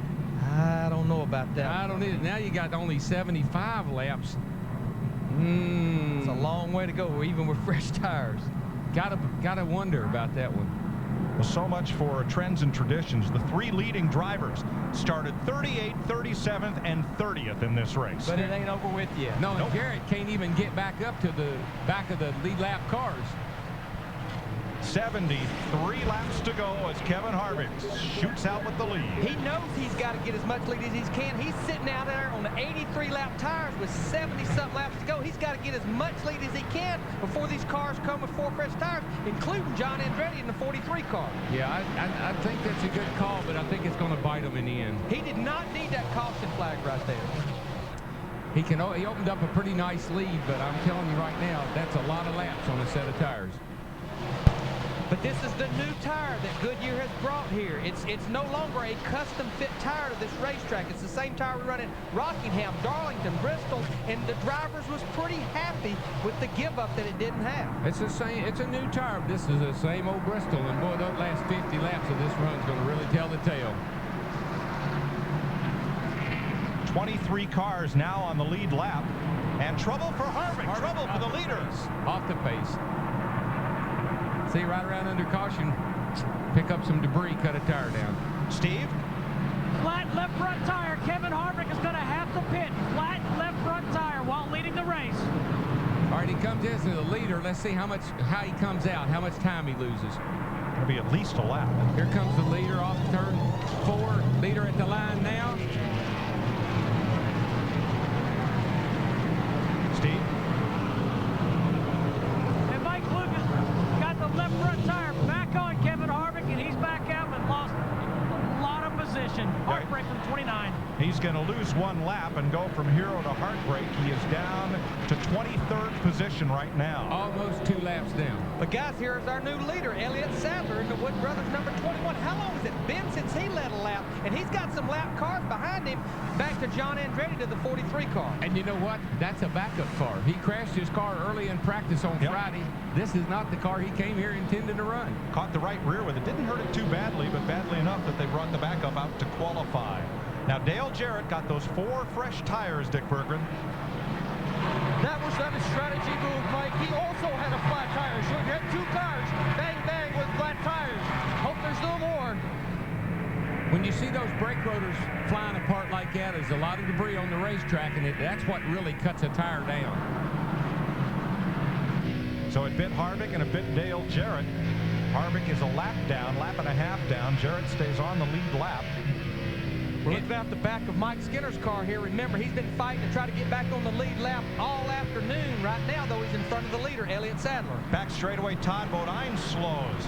Hey, he just clobbered the wall off turn 2 over there. He's been having trouble off there all afternoon. A lot of debris coming off Bodine's car, but he gets it down onto the apron and onto pit road. Boy, if somebody doesn't cut a tire down in that deal, there was debris everywhere as he came down off the track. Well, most of it, Darrell, though, cleaned down off the racetrack due to the steep banking. Boy, that car's banged up both ends. Here's a look at it. Watch this. Caution is out. Caution is out. I believe that's a good call, guys, because I tell you, I watched that car come down the back and into 3 and 4 here, and it's got parts flying off of it everywhere. A lot of debris on the racetrack. Oh, and Ricky Craven's been involved in crashes with both Bodine brothers today. Whoa, Ricky's car just, he got back in the throttle. The car just jumped over into Todd Bodine. And getting back on the lead lap, Mike Skinner and Bill Elliott and Johnny Benson. Wow, I have never been to a race, I don't believe in my whole career, where I've seen so many people get laps back because the guy leading the race slowed down and let them. Well, here's our new leader, Elliott Sadler. And he's been out there 101 laps, but Darrell, they're painted in a corner. They're pitting on the backstretch. There's 26 cars on the lead lap. They almost can't pit. We do have some of our leaders on pit road. Bobby Labonte in the 18, Dale Jarrett, the 88's back on pit road, and the 4 car of Kevin LePage has decided to pit. And Bill Elliott, who got back on the lead lap, he's going to be on pit road too in the 9 car. You know, one of the reasons, I just thinking about this, why would people do that? One of the reasons is so you don't have those guys down on the inside restarting and racing you when you go back to green. Well, if you restart 10th on the lead lap, it's like restarting 20th because you got 10 lead lap cars starting there as well, so you're 20th on the restart. But if a good fast car is up alongside of you on the restart, he can get you in trouble going into turn 1. Let those guys start at the tail end, the back here in the back, and they don't bother you. The action in the back pits. How about this for numbers? Look at the 2 car numbers leading the race. 21 and 43. Wow. How many times did we see the Silver Fox David Pearson in the Wood Brothers 21 battle Richard Petty for the win in the Petty number 43? Man, the more things change, the more they stay the same. All the 1-2 finishes they had. The Wood Brothers, last win, March 93 at Atlanta. They've never won here. And there's now 3 generations of Wood brothers. John Wood is going to drive some Winston West and some NASCAR Craftsman truck races. The 3rd generation of this great family that began when Glenn Wood started racing NASCAR modifieds in 1949 from out of Stewart, Virginia. They've had a great racing dynasty from out of there ever since. That's his crew chief right there. So caution is out for the 13th time at Bristol. 58 laps to go. Don't go away. This is NASCAR on Fox. Fox, where Totally NASCAR gives you all the news of your favorite sport with Steve Burns every weeknight at 6 p.m. your local time on Fox Sports Net. Well, what we're seeing is just a product of staying out of trouble. Not having anything bad happen to you. Don't have to have anything good happen to you. Just don't have anything bad happen to you, and you can end up at the front of the race when this thing is over with. Matt Yoakum. And Mike, it does seem like old times. The 21 and 43 on top of the scoreboard. Greg Stedman just talked to John Andretti on the radio, said, Bud, don't worry about it. We have the freshest tires of anybody around us, so just take your time and be patient. We were reeling in the 29 and 21 about 1/10 a lap, so just take your time and take that car to the front. To Jeannie. Well, Elliott Sadler looked at the caution and said, thanks, but no thanks. I'll stay out here. They're okay on fuel and tires, and you know, pitting on that backstretch, they know they will lose 5 to 7 positions, so no way were they coming in until they have to. It's the same song for the 20 guys of Tony Stewart. Green flag. Kevin Harvick's going to try to get his lap back, and Andretti's going to try to follow him through on the low side. Remember, Kevin Harvick just a few laps ago had that flat left front, had to pit under the green, got a lap down. He's on the tail of the lead lap right now. And don't forget Tony Stewart in 3rd place. Jeremy Mayfield, who is knocking on the door right now of Tony Stewart. And I just turned the burner up on that old 24 car. Them flames, I just turned them up to high. Dick Berggren. Jeff Burton's strategy is quite simple. Robbie Loomis came on the radio just before that green flag and said, wear him down, buddy, wear him down. That's their plan. Mike. All right, Harvick's gotten away now from Elliott Sadler, but Sadler has to deal with John Andretti, who has much fresher tires in that 43. You got a damn right front flat, man. Somebody's saying they got a left front tire they think's down. I believe it's Sterling Marlin in that 40 car. It might be, because he just about wrecked off of turn 4. Could it be Sadler? Jeannie? Guys, yes, and BSD, they do believe that they may have a flat. He's not here in the pit yet. As soon as he does, we'll let you know. But obviously, they tried to stretch it as far as they could for the last positioning. Now it looks like it may be trouble. Now that's about Elliott Sadler. Darrell, flat tire, or could he have picked up debris and it feel like a That's flat? what I was going to say. Riding around under these cautions on hot tires, you pick up so much debris, particularly on the left front. But you've got to give yourself a few laps to be certain. That car cannot have a left front tire down the way it's running. And here's his crew, Eric, on pit road. You got to be ready. It happened so fast. But Darrell, about 4 laps ago, he got his left side tires all the way on that black, the apron, and I got to believe he picked up a little trash, made that car feel like it's loose because the left front had all that trash built up on it. And if I'm the crew chief or the spotter right now, I'm saying, settle down, son, settle down. Let's give it a chance. Car looks good. Stay after it. Now, he went after Kevin Harvick to try to lap Harvick, but remember, Harvick pitted. He has fresher tires than Sadler. I tell you, Sadler's car is awesome right now. You got to remember, that 29 car's on fresh tires. And he is driving it pretty hard right now, too. He's getting her sideways, slideways, and every other ways. Elliott Sadler, who followed his brother Hermie into NASCAR racing, the two brothers from Emporia, Virginia. Raced late model sportsman, the NASCAR Busch Series, and then to Winston Cup. I'm sorry, Mike. Go ahead. I've always thought he was a very, very talented driver, very intelligent driver, and of course we know that's a great team. Now Sadler started 38th today. He would be the deepest starting winner here at Bristol if he prevails. But Darrell, he's driving this racetrack like you've got to drive it. He's driving defensively. He's floating that thing down in the corner right here, hugging that yellow line. If John Andretti in the 43 goes by him, he's got to make him do it on the outside. Andretti got pretty loose up off turn 2 right there. One thing I heard him say before the race started, he watched Rusty Wallace in practice, and he was going to keep that thing, he being Sadler, on that yellow line, and that's what he's trying to do.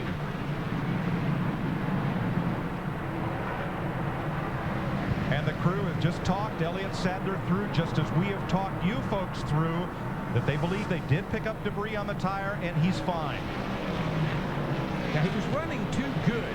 A left front tire going down, it doesn't take a driver but just an instant to know he's got big trouble. He wasn't sure, and I'm glad he stayed out. And I know he's glad he stayed out. Terry Labonte for 11th spot.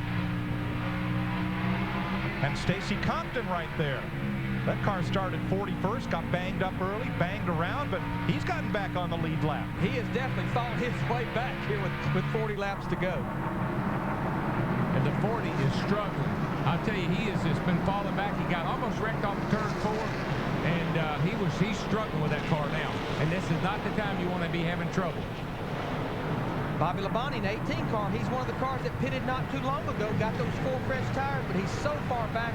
I mean, these guys, they're over coming off turn 4, and the leader, he's coming off turn 2 right now. But that's a long way to go. But that leader's got some company. Don Andretti now is right there on Elliott Sadler. Time is on my side. Yes, the Wood brothers have never won here. The Pettys have not won here since 1975. Well, we're doing the time warp again here, Darrell, with the 21 and 43 out front. These guys, they're pulling away from everybody else. The only thing that's going to mess them up is if there's a caution flag and closes some of these guys with a little bit better tires, closes them up to the back of them. Jarrett's got 4 tires. He came back in that last time, got 4 tires again, but he has been held up behind that 4 car forever. He's in 18th position right now. And he can't get around the 4 car. He's about to use this stuff up trying.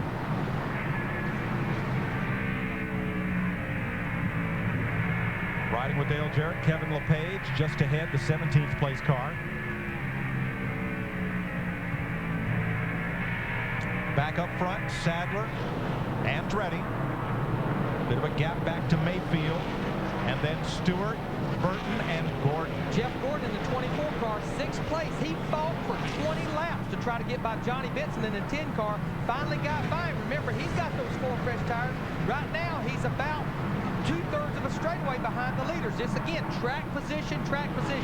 It is so difficult to pass late in the race. The bottom groove gets slick. You sure don't want to try it on the outside, so you got to root your way up along beside of somebody and then hope they give you room to make the pass. 32 laps to go. Elliott Sadler, the 95 champion at South Boston Speedway in NASCAR's weekly racing series. He's the all-time champion for bologna burgers. He's eaten more bologna burgers at that racetrack than anyone. 2 leaders right here. 3rd place Mayfield, 4th place Stewart. Gordon 2.6 seconds back. And Jeremy Mayfield, buddy, is in 3rd place and closing.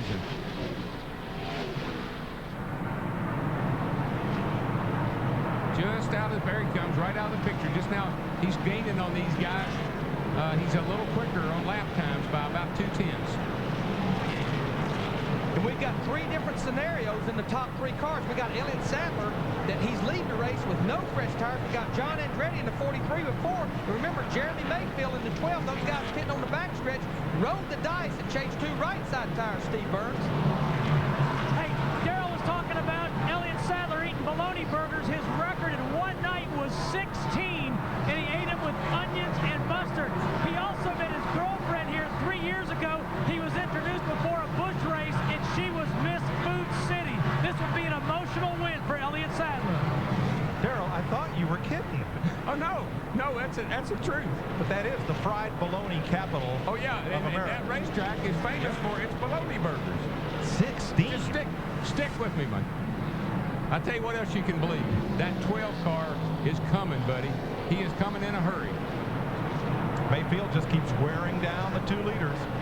I think John Andretti would like to go around the 21 car, but he just can't quite get there. And a reason, Elliott Sadler, he's got to run the bottom. If I'm his crew chief right now, Pat Tryson, I'm saying, Elliott, run the bottom. Ever how slow you got to run that race car getting in, you got to stay on that yellow line. You know what else I'm telling him? That 24 car is not too far back. Give it all you got with 25 to go. Elliott Sadler trying to become the 4th first-time winner in our last 7 races, following Jerry Nadeau, Michael Waltrip, and Kevin Harvick. Matt? Mike, the Petties are banking on Dodge, helping take them back to the top in the point standings and be a threat each week. But Eddie Wood, the co-owner of this 21 car, Elliott Sadler, told me Daytona the heat is on this year. The heat is on. They said change is what's going to turn our program around. They have 10 new employees, a new crew chief, new shock specialists, new tire specialists, new engineer, tire changers, jackman, gasman, and carriers. 4 of the 6 key over-the-wall guys are new. He said that we know living up in Stewart, we're a single-car team. We had to align ourselves with Roush Racing. They're the highest Roush-associated team in the point standings, currently 18. He said change is what's going to turn our program around, and it certainly looks like it. So far, change will do you good for those Wood brothers. I believe they must have moved into a whole new building with that many new employees. One other thing you keep talking about, the alignment to Jack Roush and his operation. They have a separate place over there in the shop adjoining the 99 and the 6 of Mark Martin, where 21 are getting their cars and bodies put on by the Roush people. So they have a really tight alliance with Jack Roush. And today, that car looks pretty impressive. Elliott Sadler beginning his 3rd full season in Winston Cup racing. Now the real thing they got to think about, watch right here, and he gets such a bite up off that corner. But we got 19 laps to go. There's some lap cars up there in front of him. Most of those are a lot down. If you're his spotter, you're running back and forth up there saying, look, we're getting near the end. Give us a break when we get there. Let me tell you a guy that's been on the move. Oh, Tony the Tiger. Not Tony Stewart either. I'm talking about the 5 car. Our man Terry Labonte, he's up to 8th place and closing on Rusty Wallace in a hurry. They're great. Oh, the lead pack, though, is closing up. It's not going to be just Mayfield chasing those 2. Tony Stewart is coming hard. And right behind him, Ward Burton and Jeff Gordon. Just can't get under him. Nobody will give up the bottom. As long as you don't give up the bottom, can't get back. 16 laps to go. Jeff's all over the 22 car, but it just doesn't slip up enough. He's trying to diamond that corner, get a runoff. See how the car bobbles kind of off of turn 4 or turn 2 over there? That's because you want that left front tire down on that apron, because there's asphalt down there and it gets a huge bite, and you can really get a run off that corner. Got to diamond that corner just a little bit. Terry Labonte. See how it goes up? Now watch. Left wheel down on the apron. Bobble up off there. Try to get a run on him. Well, gave him a little hello, wake-up call. Bye-bye. maybe he was getting a little complacent. Gordon's got a fast car. He just couldn't get by. Going to be 13 laps to go. Terry Labonte got past Rusty Wallace, moves Labonte up to 7th. And he's continuing to climb, too. All right, watch our guys, our leaders go in here. Right here, that's where Elliott Sadler really pulls John Andretti. What's happening? Elliott Sadler in the 21, he floats down in the corner, lets it roll through the middle right there, gets back to that driver, beats these guys up off the corner.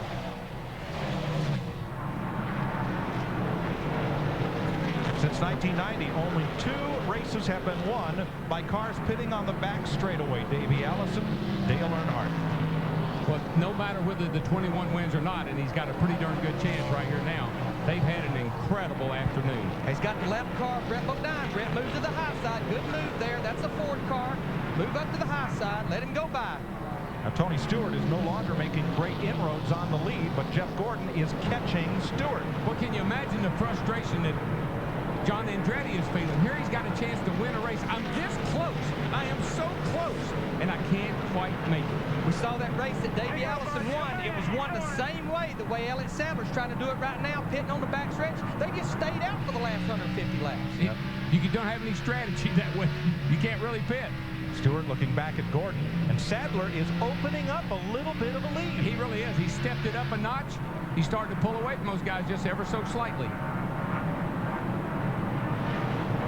This race, or this track, has had races settled on a last lap pass 4 times. When Fred Lorenzen did it in 64, it was the only lap he led. Cale's done it, Jeff Gordon's done it, and Dale Earnhardt got together with leader Terry Labonte and did it in the fall of '99. I was going to say a few of them was a bump in the pass. Yeah, that wouldn't. All right, next time by, 6 laps to go. He's stretching it out just a little bit right now. The last 3 or 4 laps, these guys have run almost identical lap times to each other. And Gordon is closed up on the back of Tony Stewart now. But the biggest problem these guys have is just trying to pass.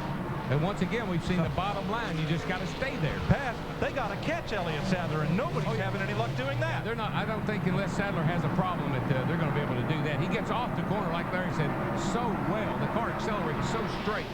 He's got 1 car out in front of him, Kenny Schrader. I don't know if he'll even catch him. He's about 10 or 12 car lengths behind him. Next time by will be 4 laps to go.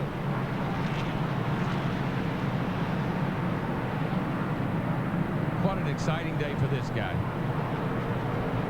He could be the 3rd first-time winner this season and the 4th in the last 7 races, counting Jerry Nadeau back in November at Atlanta. I tell you, what he is doing is exactly what he said he learned watching Rusty Wallace. Ride that yellow line. Don't get off that yellow line. And he is eating it up.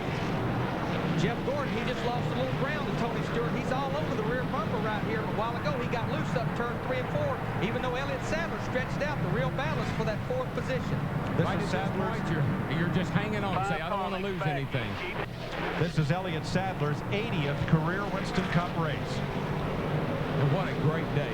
What a great day to win a race at Bristol, Tennessee from the back straightaway. My hat is off to you, buddy. 2-1 to go this time. Last white lap. flag is out. White flag, hero. White flag. No traffic, no nothing. For the Wood Brothers. Blue sky.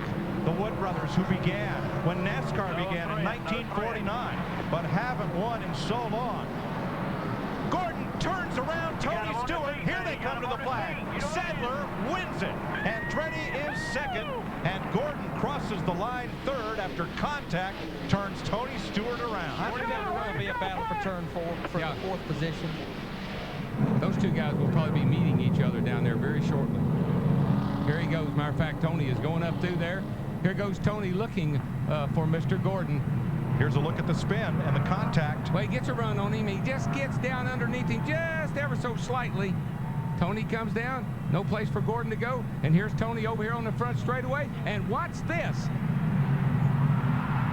And on pit road, Stewart expresses his displeasure with Jeff Gordon. And if when he gets down here and gets this thing wound up, he might have some more things to say. We have heard they have reserved seats in the front of that red NASCAR truck. How about Elliott Sadler, though? Oh, 80 races, his first win, and for the Wood Brothers, some of the nicest people in auto racing. Oh, this is fantastic. They get to go to victory lane.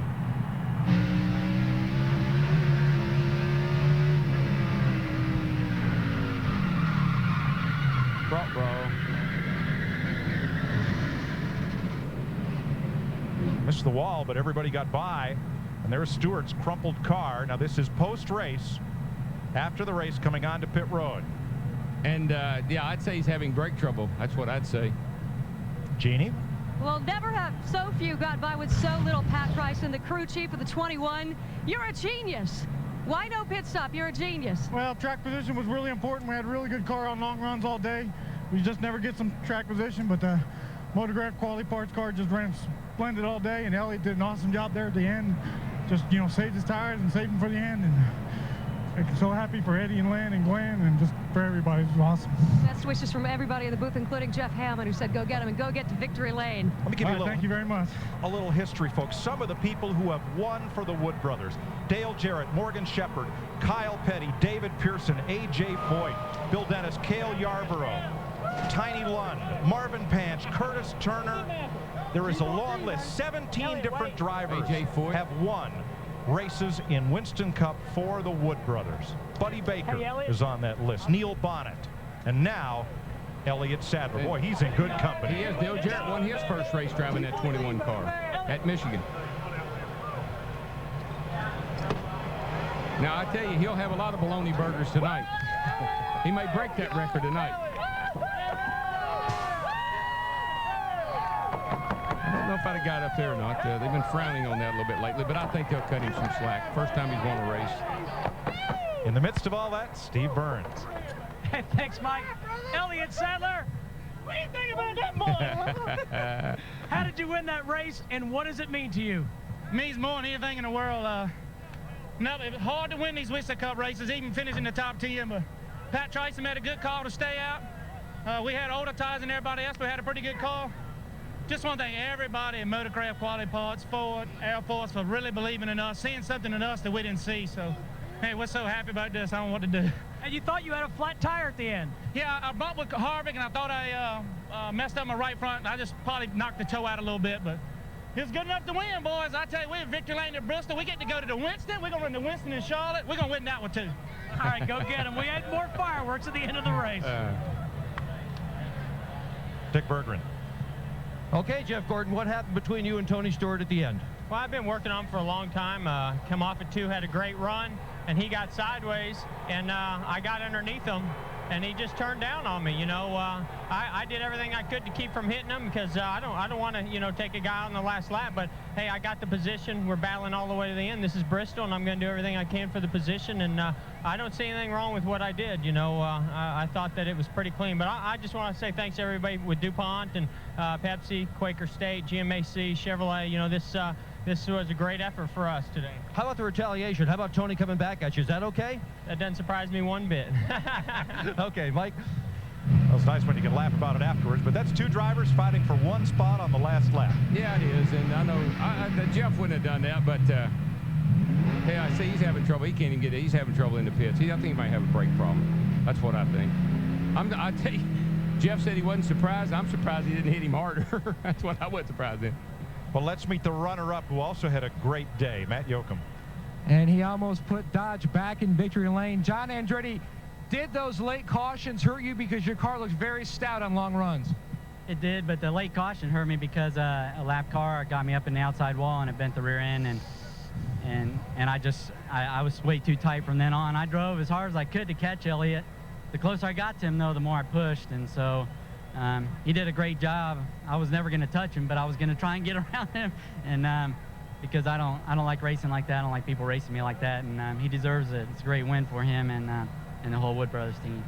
Well, good job. John Andretti comes home second. That's his dad Aldo with him, Mario Andretti's twin brother. John is Mario's nephew, Michael's cousin, and another great racing family. Wow, what a wild one at Bristol. Elliott Sadler wins it. John Andretti second. The Wood brothers and the Pettys 1-2. Jeremy Mayfield for Penske, Jeff Gordon for Hendrick, and Ward Burton for Bill Davis. Your top 5.